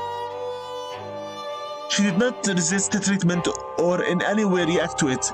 She simply ignored it. She shut down completely and shut out the world. Shortly after a diagnosis of demented was confirmed, she fell into comatose state. I think this was when the first game took place at. Despite her mental infirmity, she appeared physically fit. Staff remained hopeful, not to say optimistic, that she would regain her balance. Her bodily functions were reasonably attended to, but there were pitifully few signs of recovery. Then, in the autumn of 1873, after 8 years of fitful sleep, Alice spoke by drawing her first picture. Was an alarming cat. But only bouts of angry, incomprehensible screaming and hysteric sobbing followed this dubious opening of communication. She became intermittingly convulsive and had to be sedated frequently. From time to time, various medicinal preparations and chemical potions were forcibly administered to little effect, and she required more than verbal encouragement to eat. Wow. Something that did look like progress occurred in late November of that year, while her inarticulate muttering and screams continued. She responded, if not appropriately, at least comprehensively, to her surroundings. When grossly insulted by word ordeals, the superintendent's imbecile's nephews. I don't want to even think about it at the moment. I'm trying to just focus on reading. Alice, without warning, scarred off one of the twins with her ferocious attack. She handled her spoon like a knife.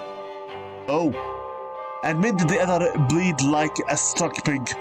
But then she turned the makeshift weapon on her own wrists. She wanted to kill herself. Fortunately, staff prevented her from doing terribly physical damage to herself, but she regressed to her previous state. Days of silence sometimes sketched fantastical scenes and characters, spouting senseless poetry, then incomprehensive driving, catatonic trances, and unintelligible shouts and groans. Suddenly, in spring of this year, there was a chance she began to speak. Civil, then vulgar, declarative, then cryptic speech. Buddy, stop with the tongue twisters. In and out of her chaotic, violent, deranged, and terrifying dream world. But the periods of lucidity grew longer. She became confidential. She shared some of her sadness, her grief over loss of the family and herself. But most often, she droned on and on about fantastical visions. These delusions had no reality, of course, but conversations makes a connection with the world. This was a significant development. Cognate, but often disconnected, and to me meaningless. Talk about Wonderland, tea parties, and furious forest. Boo jumps, jack bombs, snarks, demon dice, and the dastardly Red Queen was nonetheless encouraging, though her mood ran the gamut from despondent gloom to vicious anger to confined calm. This was a positive prospect. So all this was happening when we were still playing the first game. But the emergence of the normal Alice, a cured Alice, was not to be throughout the summer and into the autumn. She seemed to vacillate between fantasy and reality.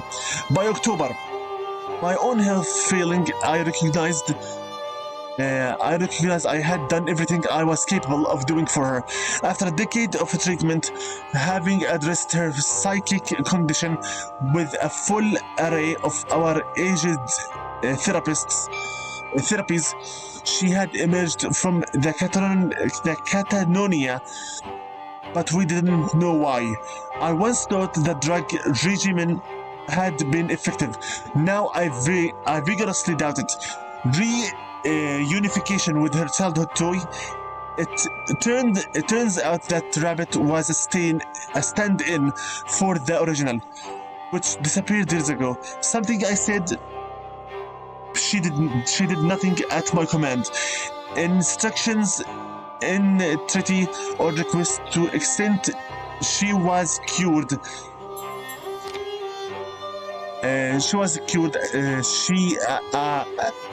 I believed, cured herself. I think she cured herself by killing the Red Queen in the first game, American McGee's Alice. As she appeared more or less stable, though plagued by hallucinations that frustrated more than frightened her, I succumbed to the superintendent's entities as further cures seemed doubtful. Further confinement was deemed a waste of everyone's time, lacking family and friends, but possessed of a small inheritance. She left Rutledge in November, depressed, but committed to the struggle for her sanity. Nurse Witless found her a situation with Dr. Bumby, and Alice was released to his care at the Hunstitch Home and Refuge for the Wayward Youth in the East End. I wish them both well. So, yeah, all the information that Killer Rodan also researched for us was taken from this area. By the way, those are all 2 images merged. This is a brain. I think this is a cockroach. Those are ears, and those are... I'm not sure. Okay. So, I showed you that chapter select. I showed you memories. Wait a minute, I didn't show you memories yet. We saw the extra content. We saw the past. Let's show you memories once more for the last time. Omega. I never saw this before. Alice, 5 out of 5, memories recovered. The library was a fur trap.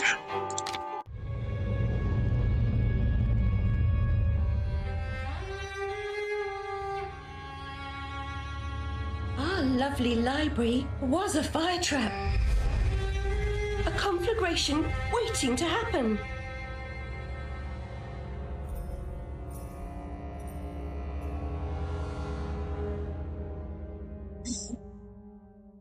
I believe that the Omega are just the chapter final cutscenes. Okay, next.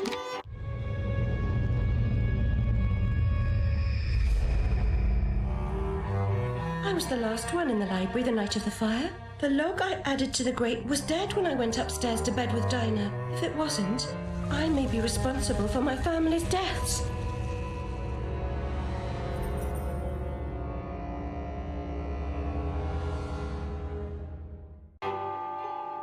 Are we getting some dropped frames here? Yeah, 1% only. We have been recording now for 1 hour and 45 minutes. Wow. Let's go continue on. Dinah saved my life.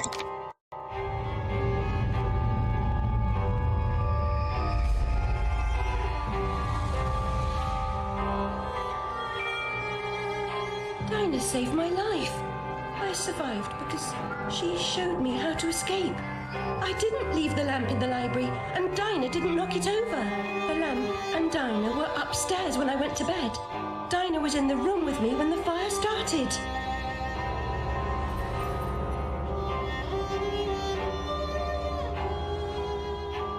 Omega again means the complete or the perfect. Lizzie hated locked rooms.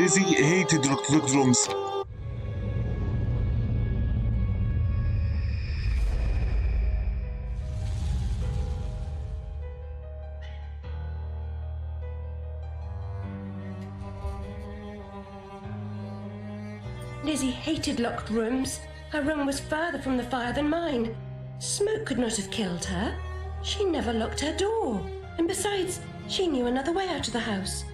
Out of the window. Someone incapacitated or killed Lizzie. Then locked her door. Then took the lamp downstairs and started the fire to cover up their crime. Their plan was to kill us all.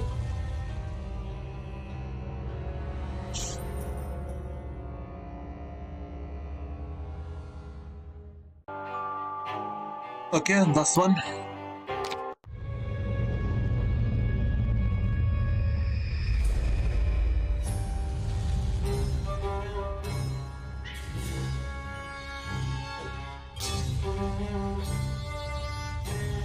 I had a role in my family's demise, but I did not start the fire.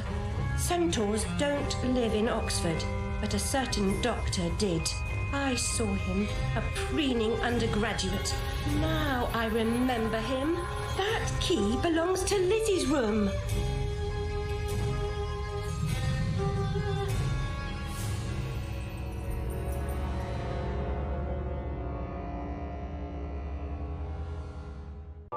So if she refuses to get married with you, you kill her. You are a monster. We already saw all Bambi's memories, all the Dell family memories, all Pris, Dr. Wilson, Nari, and Radcliffe. Okay? We're done. I showed you all the dresses here. Classic, stream dress, Siren, Silk Maiden, Royal Suit, Misstitched, Caterpillar, Shishar, Checkmate, Flesh Maiden, Late by Luck, But Lucky, Patris, Star Mode. And I showed you also all the DLC weapons as well. I think that's it. I'll now. I think it's about time right now for me to show you the art book and the other stuff. Exit the game. To finish off this project officially. We're not done yet. Okay, so first, I'd like to give you an idea about American McGee to close off this area here. Don't worry, I'm going to make a Clara read this for us. My throat needs a break.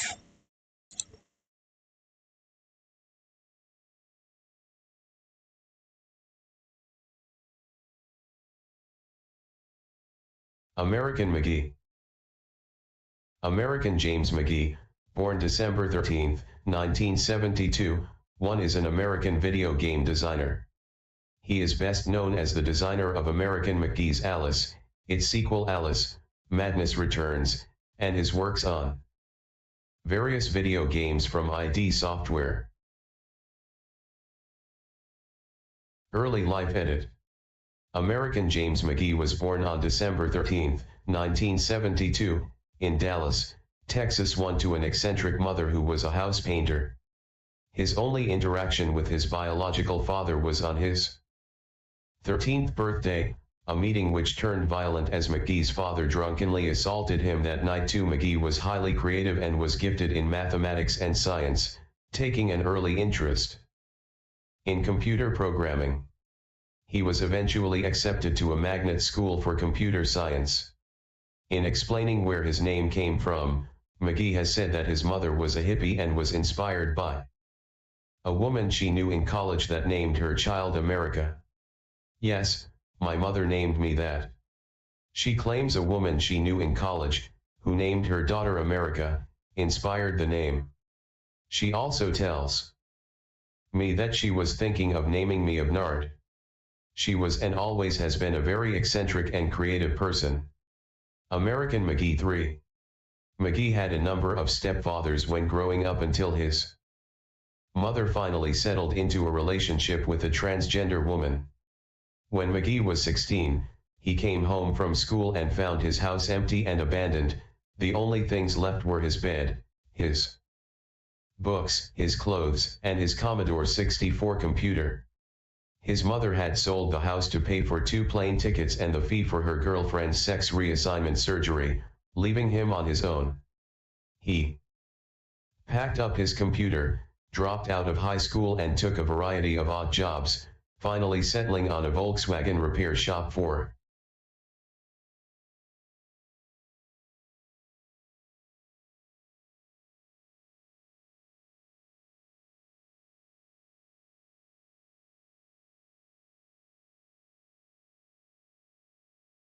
ID Software Edit.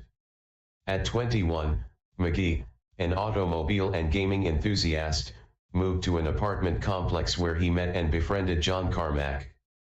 Carmack offered McGee a tech support job at ID Software, where he was quickly promoted to level designer and music manager. McGee, along with Kevin Cloud and Tim Willits, were part of ID Software's second generation of developers, working on games such as The Ultimate Doom, Doom 2, Quake and Quake 2.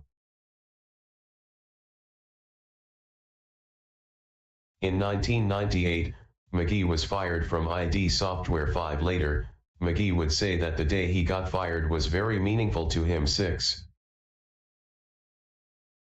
Probably the most meaningful day for me though working at ID Software, was the day I was fired.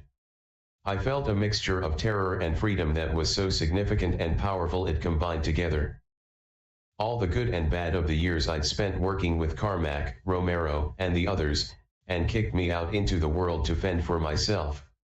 The opportunity to work at ID during those early years was so unbelievable, and the path it set me on in letting me go has been even more fantastic. I'm sitting here in Shanghai, China, still drawing on many of the lessons and experiences from all those years past. It's been an incredible journey which all started with ID Software. American McGee on Quake, interview with ChewAddicted.com, May/June 2011. According to former ID staff Sandy Peterson, Tim Willits was the one responsible for McGee's firing, although he did not mention Willits by name, referring to him only by Snake and X. Allegedly, during the development of Quake 2, Willits deliberately gave bad level design advice to McGee, and when he presented his work to Carmack, it angered him and McGee was fired soon after. 7/8 McGee has stated to this day, he still has no idea why he was fired but acknowledged the fact that it was due to internal politics and my own failings. 9. Electronic Arts Edit. McGee soon joined Electronic Arts and worked as creative director on American McGee's Alice, with Rogue Entertainment, which garnered favorable reviews. 10 discussions began. Soon after the game's release about making a film adaptation of the game. Initially Wes Craven was attached to direct the film 11 and later actress Sarah Michelle Gellar bought the film rights. But the film has remained languishing in development hell. After finishing Alice, McGee left EA in frustration when the company fired his creative partner RJ Berg and shut down Rogue Entertainment 12 in 2002. McGee founded the short-lived Carbon 6, which 2 years later became known as Mauritania Import-Export Company 13. The Mauritania Import-Export Company edit. McGee directed the 2002 music video for the song Same Old Road by the band Dredge, from their album El Cielo 14, partnering with Inlight Software and its founder Trevor Chan. McGee released the games Scrapland in 2004 and Bad Day LA in 2006.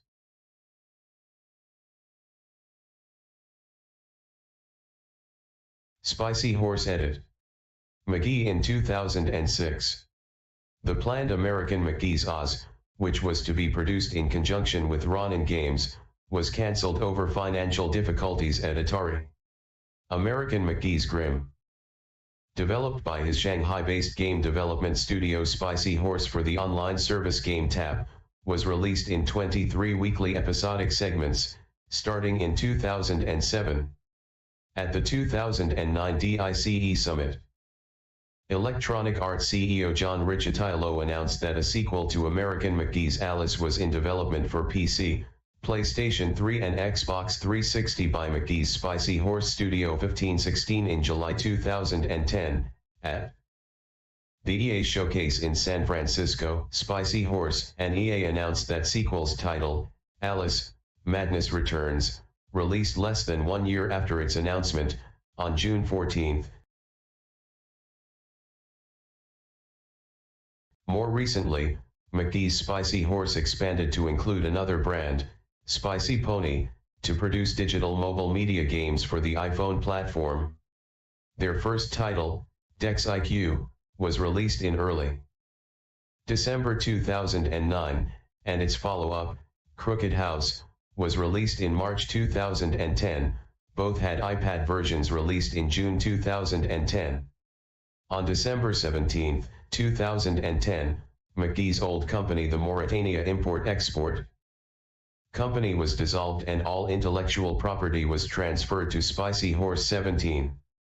In 2012, McGee was focusing on free-to-play games for mobile devices with Big Head Bash, Akania Row, and Crazy Fairies 18. In 2013, he opened a Kickstarter for a new game, American McGee's O Zombie. However, due to slow/lackluster funding, the project was cancelled. Another Kickstarter for a project called Alice, Otherlands, a planned series of short films leading to a theatrical film, was announced a few days later. This reached its goal on August 4, 2013, and was officially confirmed. 19. Personal life edit. McGee has stated his mission is to create a unified production method for storytelling across the interactive and film industries, and of himself, he says, "I want to be the next Walt Disney, only a little more wicked." 20. In 2005, McGee left the United States and resided for a time in Hong Kong before moving to Shanghai, where he lived as of 2009. 21. Once in China, he created Spicy Horse, at one point the largest independent Western game development house in the nation. 22. And helped found Blade, formerly Vicarion, a game outsourcing company. They produced American McGee's Grimm for GameTap, now owned by Metaboli, and worked on the sequel to his original Alice game, Alice, Madness Returns. He also mentions that his inspiration for the macabre tone of Alice comes from his disturbing, dysfunctional childhood. In 2015, McGee declared his sister, Mercy Covington, missing. 23. Believing she was taken by an opponent of Gamergate, McGee contacted Dallas police. Very little effort was made to find her, thus resulted in McGee hiring a private investigator and starting a GoFundMe. Upon raising funds, Dallas PD soon declared Covington to be in severe danger and may have been met with foul play. As of current, McGee's sister is still missing. McGee continues to live in Shanghai with his wife, Yenny Zhang. The couple co-founded Mysterious Inc., a company that markets art, apparel, and accessories based on McGee's works. 24. The couple have 2 children, Lucky Jack McGee, 25, and Lila McGee, 26. One of McGee's favorite books is Stephen King's On Writing, a memoir of the craft. 27. Games.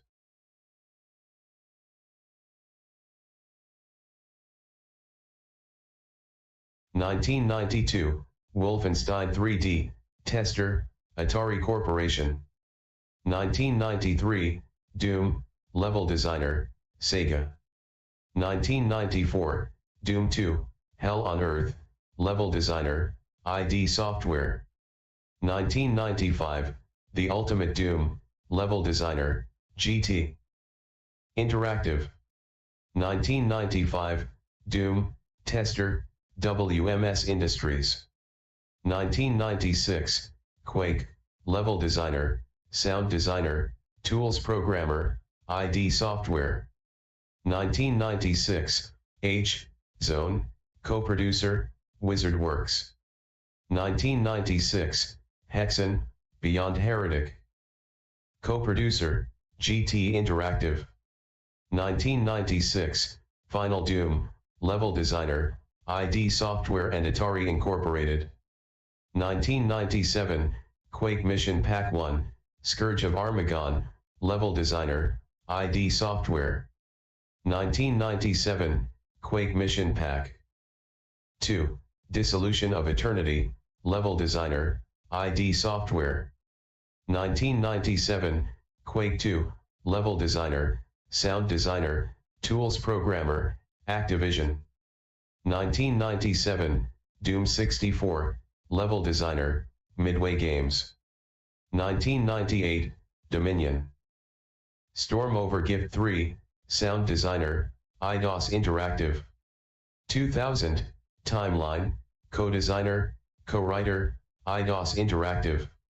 2000, American McGee's Alice, Creative Director, Co-Writer, Designer, Electronic Arts. 2004, American McGee Presents, Scrapland, Producer, Inlight Software. 2006, American McGee Presents, Bad Day LA, Creative Director, Writer, Co-Designer, Inlight Software. 2008, American McGee's Grimm, Project Leader, Creative Director, Co-Writer, Co-Designer, Turner Broadcasting System. 2009, Dex IQ, Project Leader, Creative Director, Spicy Horse. 2011, Alice, Madness Returns. Creative Director, Co-Writer, Designer, Spicy Horse, Electronic Arts. 2012, Big Head Bash, Spicy Horse. 2012, Crazy Fairies, Spicy Horse. 2012, Akane Row, Demon Hunters, Spicy Horse. 2013, Oh Zombie, Spicy Horse, cancelled. 2013, The Gate, Spicy Horse, Mobbage. 2015, Chains of Darkness, Spicy Pony. 2018, Out of the Woods board game. Upcoming edit. Alice, Asylum. Oz, Adventure. Okay, after I now have a very good background idea about American McGee, I sincerely and heartfully pray to God that may his smite be upon this whore that was his mother. Unbelievable. This is just unbelievable. His mother was a hippie, and she just named him American because someone else named their daughter Americana. America, really. And then, as per usual, they had a broken home completely, an alcoholic father, and his mother lastly just sold everything, ignored him, and went wow. This is no wonder his Alice is this gothic and this dark. She's literally a reflection on his own childhood. Maybe that's why she feels very much relatable, and many people like her because she resembles us. That's why. Okay, thank you so much, Reed and Dave, for this beautiful reading. Now it's about time we finish everything here. How am I going to finish? By simply visiting one last thing.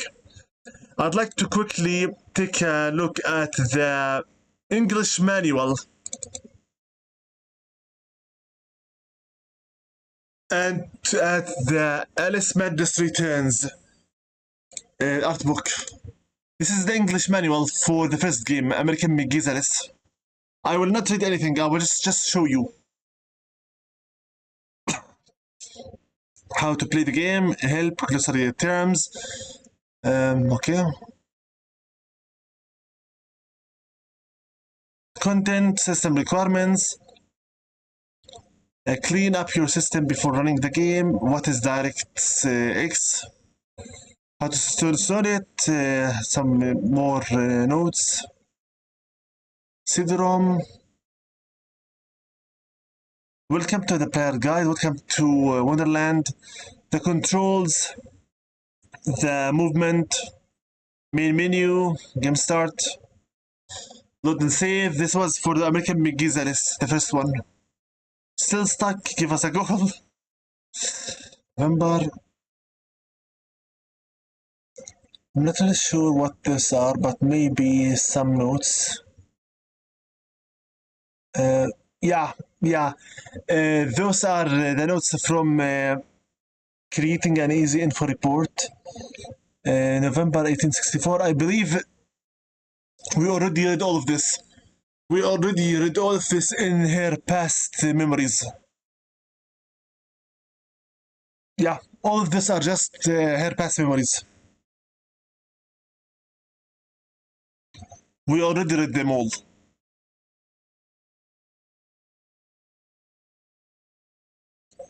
I'm not reading anything because we already read all of those. I have already read all of this information, but at the very least now we can have some kind of visual information about it. Okay, good, very good. Next up, I'm going to... what is this exactly? This guide. Primary official strategy guide. I think this is the guide for all the bosses or the game itself, maybe. Table of content. Introduction. When I first heard that someone was going to make an action game for Lewis Carroll's classic tale, yeah, I believe this is just the structure of the guide for basic gameplay and boss fights, skill level, interface, meters, etc. Toys and power-up indicators. If you wish to read these things, just pause the video and read it on full screen. I'm already losing time. There is still a bit of time that I have.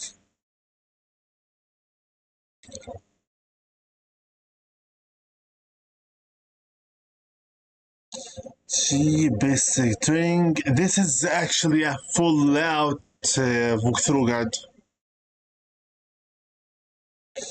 Underwater, flooring, chapter 2. I can't anymore remember.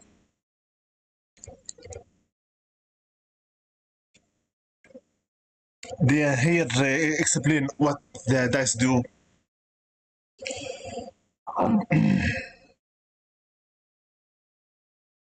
The Jack Bomb, the Ice Wand, the Jacks, the Jabberwock Staff, the Blunderbuss,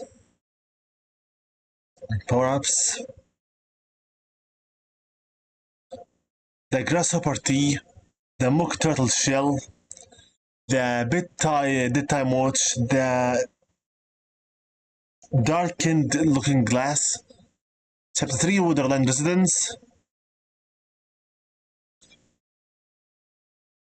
If you wish to get this file, you better search for it. I found it somewhere, I think, on the internet. I'm getting really bored of this because this wasn't supposed to be among the files I show you, since this will take from me lots of time more. This is literally a full walkthrough.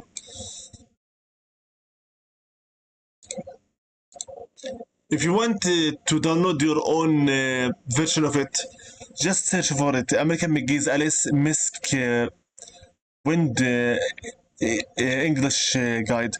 What I'm here for, before we run out of time, if we still have some time, I'm going to return back to the guide, but I highly doubt it. I wish quickly to show you the art book, if that's possible. This thing has 187 pages.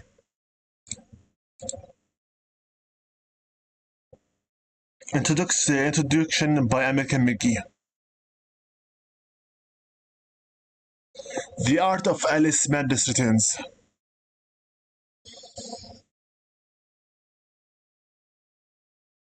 Art captions by these guys, okay. Some more publisher, designer, etc. Some information about the copyrights and whatnot. Content. Introduction by American McGee, Chapter 1, pre-production. Chapter 2, Alice and her dresses. Chapter 3, London. 4, Wonderland. 5, cinematics. 6, odds and ends. Artists' biographies, I think.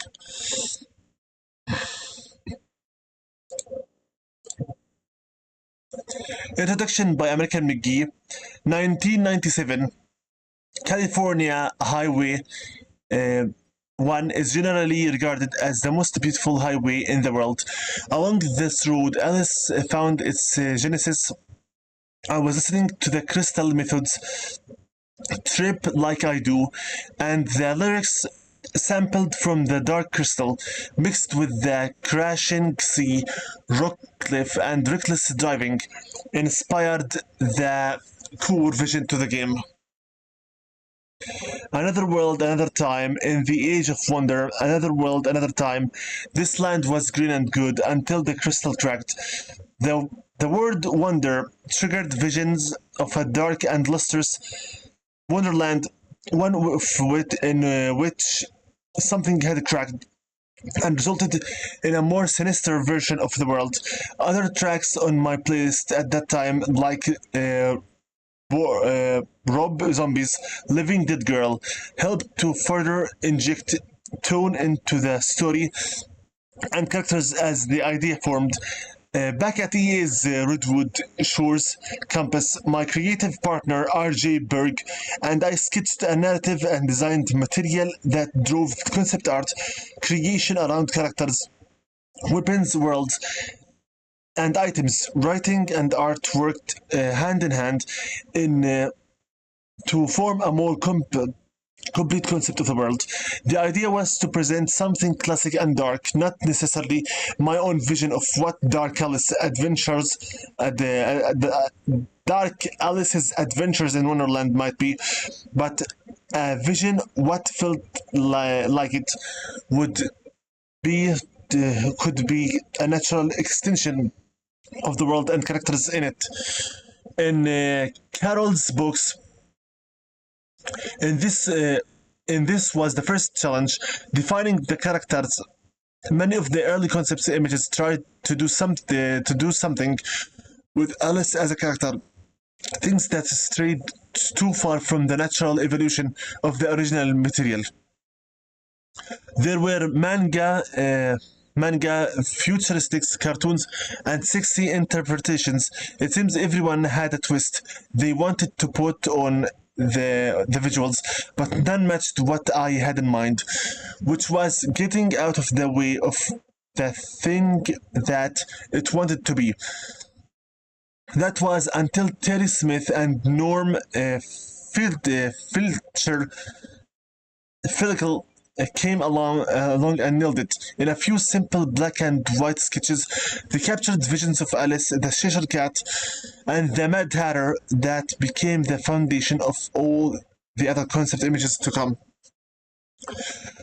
Rogue Entertainment was brought on to develop the game. Their artist Chris Greenhall, Joel Thomas, Benjamin Hall, Zach Hall, Aaron Smith, and Rich Fielder all fed off the initial design work and generated a mass of images to drive creation of the world, characters, and items that would define the game.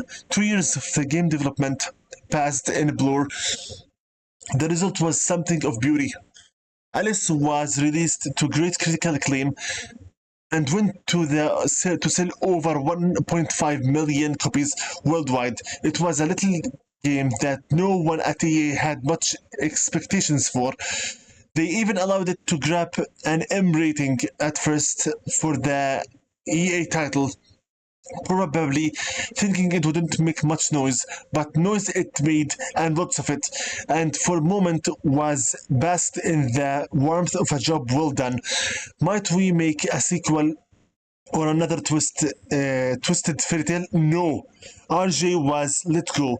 Rogue went out of business and I left EA in frustration. It seems our Alice would have only one chapter. So basically, yes, EA, the cursed devil, is the one behind all of this. But who is honestly by now shocked? EA is the worst American company for 4 or 5 years in a row. Let's continue reading. Sorry. I moved to Los Angeles, where I started working on Oz. It was at this point that I met Ken Wong. I was first made aware of him through an excellent piece of Alice fan art he'd posted online. Nice. He was still living at home, going to college, and resided several thousand miles from LA in Adelaide, Australia. When I first asked him to work with me, he was headstrong and resistant to the proposal. This was a trait I would come to know well during our working relationship. But his art was fantastic, and I wouldn't take no for an answer. He worked on Oz until it was cancelled. Tired of LA and all it implied, I took chance on a game production in Hong Kong. Ken joined me at the studio, and we made our first game together. It sucked, but we learned a lot of valuable lessons, which we then applied to a new studio in Shanghai. Spicy Horse was founded around artists and surrounded by artists. Our first office was in a space shared with an art outsourcing company called Vicarian. Art was everywhere, on the walls, on the computers, and in our heads. Our first game project, Grimm, was very artful, an episodic retelling of all the classic Grimm fairy tales, rendered in very clean and cute cartoony style. I think I'm going to give it a shot, this Grimm project. Sounds beautiful. As a game production, It honed out our ability to design, produce, and deliver high-quality game content very quickly and efficiently. It showed our team they could do something no one had done ever before, nor has done since, in terms of rapid development of episodic content. On a whim, I reached out to EA and inquired about an Alice sequel. We were less than a year from delivering the final episode of Grimm and looking for our next project. That EA might take the idea for a sequel seriously. One produced by our unproven team in Shanghai was far from my mind. It was a fanciful inquiry that I doubted would go anywhere.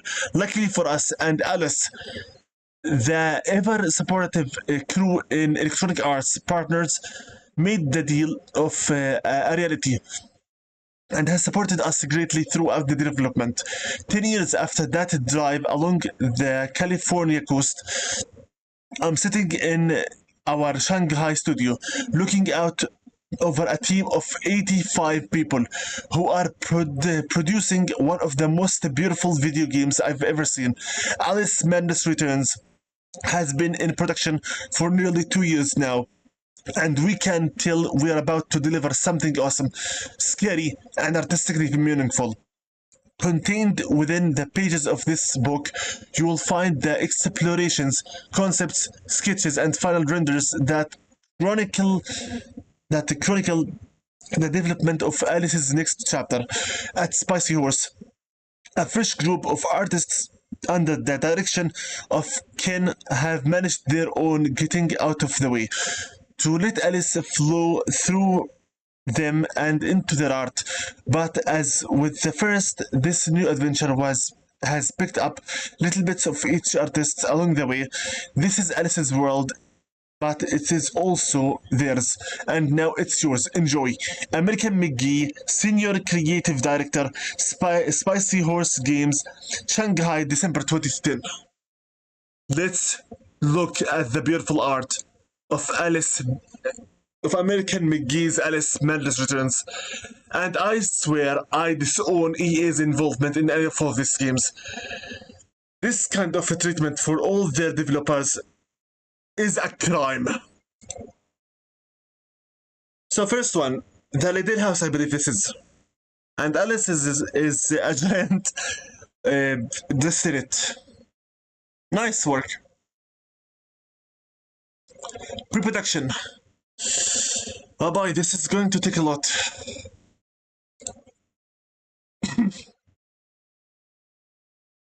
Okay, at the very least it's only one page. Pre-production chapter 1. Pre-production began on Alice Madness Returns in 2008.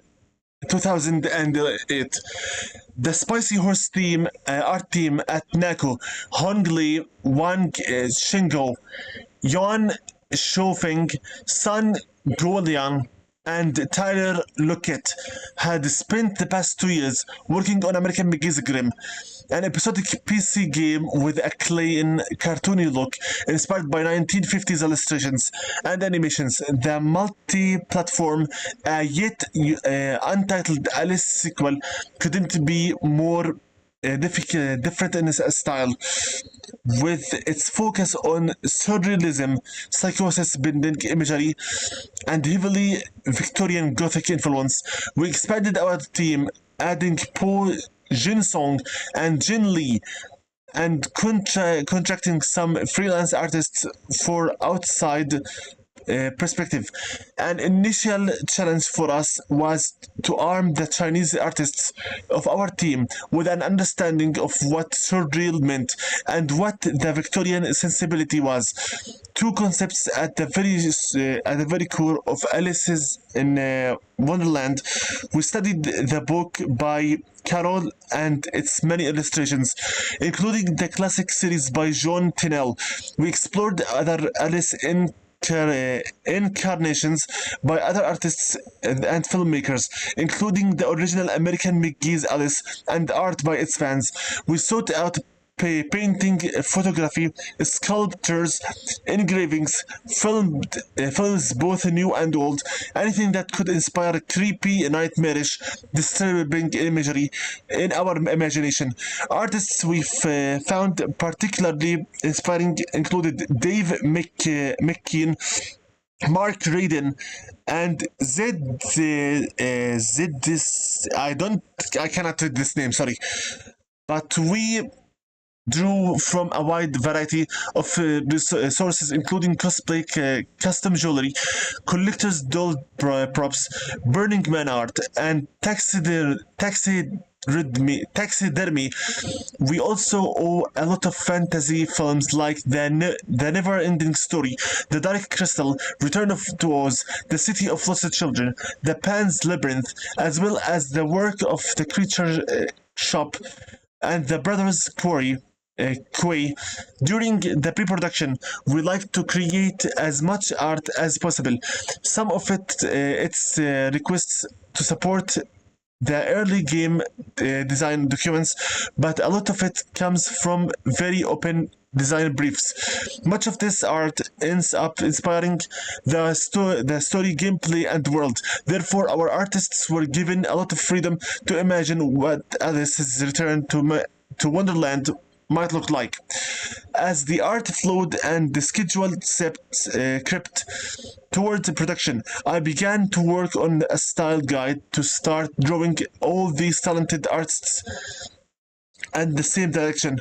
America's early guidance was that we should keep palettes colorful and keep our designs simple and bold.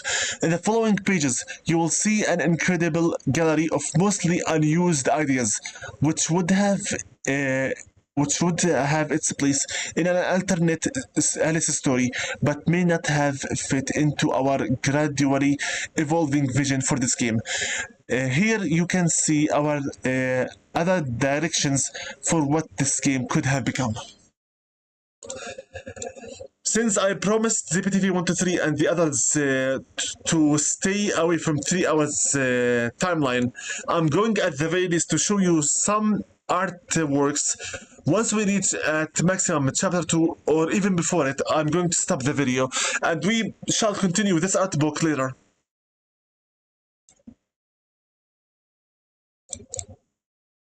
Because we're not really in a hurry anymore.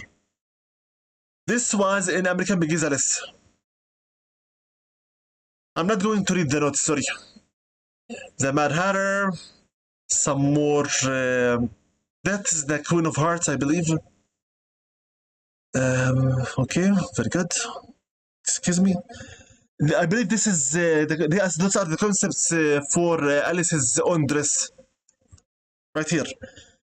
The triangle shape, the oval shape, the more spread triangle shape. Shishar here. There are look an assortment for sketches done for the design documents. Okay. Give me here 100 on Adobe PDF. Adobe Reader. Some demonic presence here. Alice 2. I'm not really sure what this image means exactly. But this is Alice, obviously, with her verbal blade. And this is Alice standing in the front of a demon, maybe. Not really sure what this concept looks like.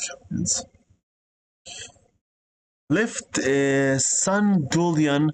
This weird scene is intended to be a prophet trying to tell Alice something. Oh, the prophet! Ken commented it was too conventional fantasy, so we decided not to use it. Top right, Ken Wong. This was the very first image I did for the game. I was pushed for style closer to the photo montage.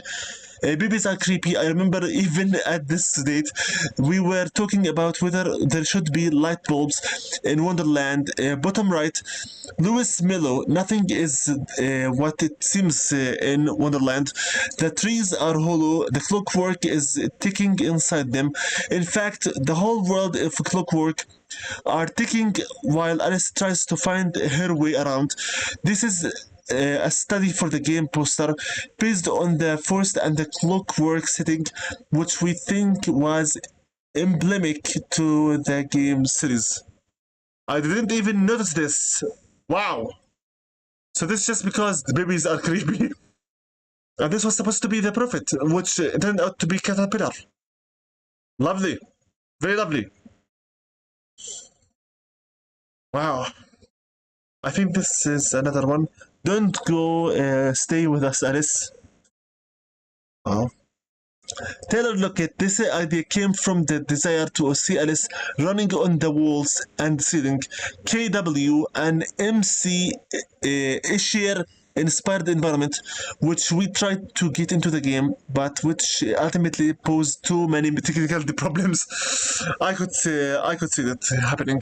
I'll give it at least 2 more pages and then we will stop. Okay? At the very least until page number 15. If not even before it. I don't want to make this video any much longer. We may even keep the entire art book for another standalone video, if you wish. Defensive block with Alice. So you, at first Alice should have used the umbrella to descend. Okay.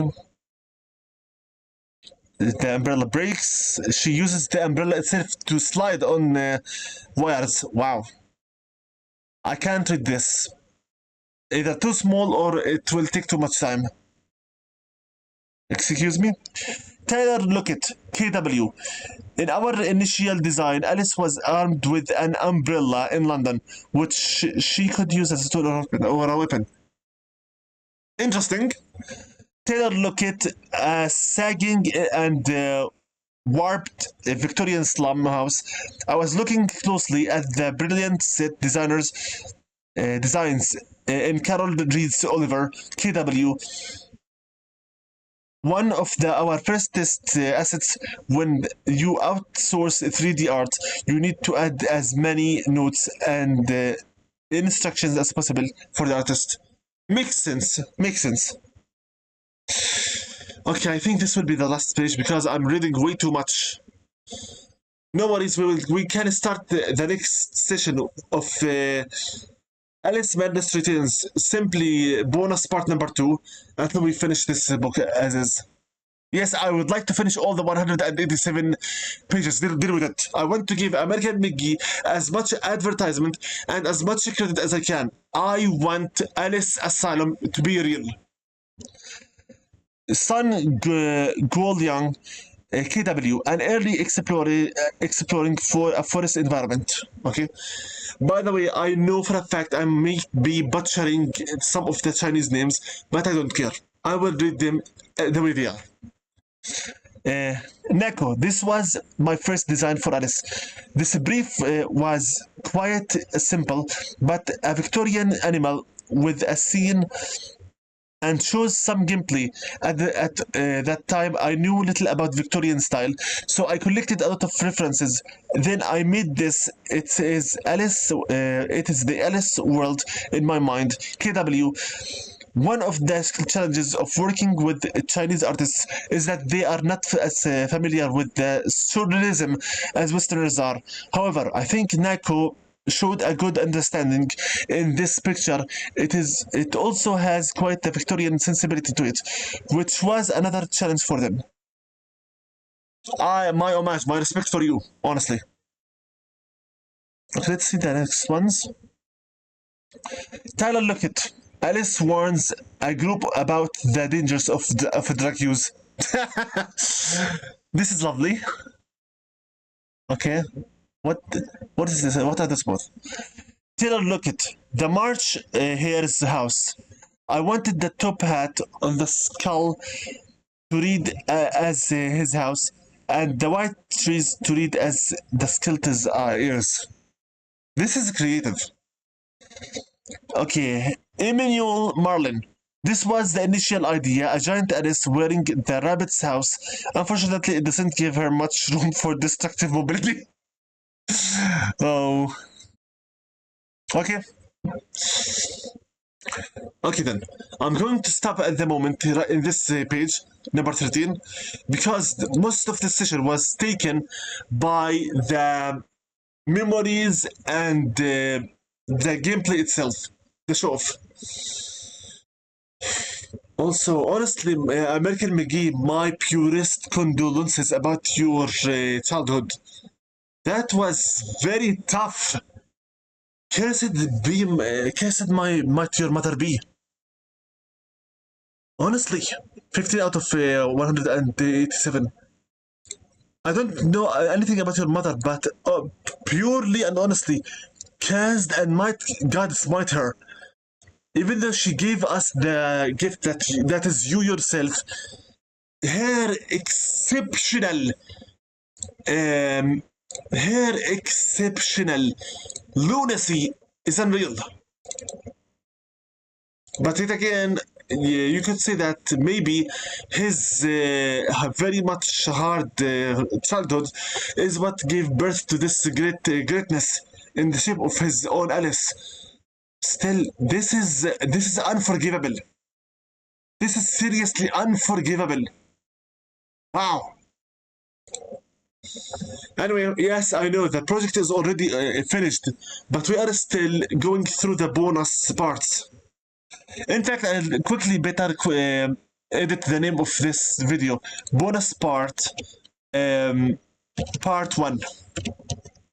Because I will not be satisfied until we see and read the rest of the art book.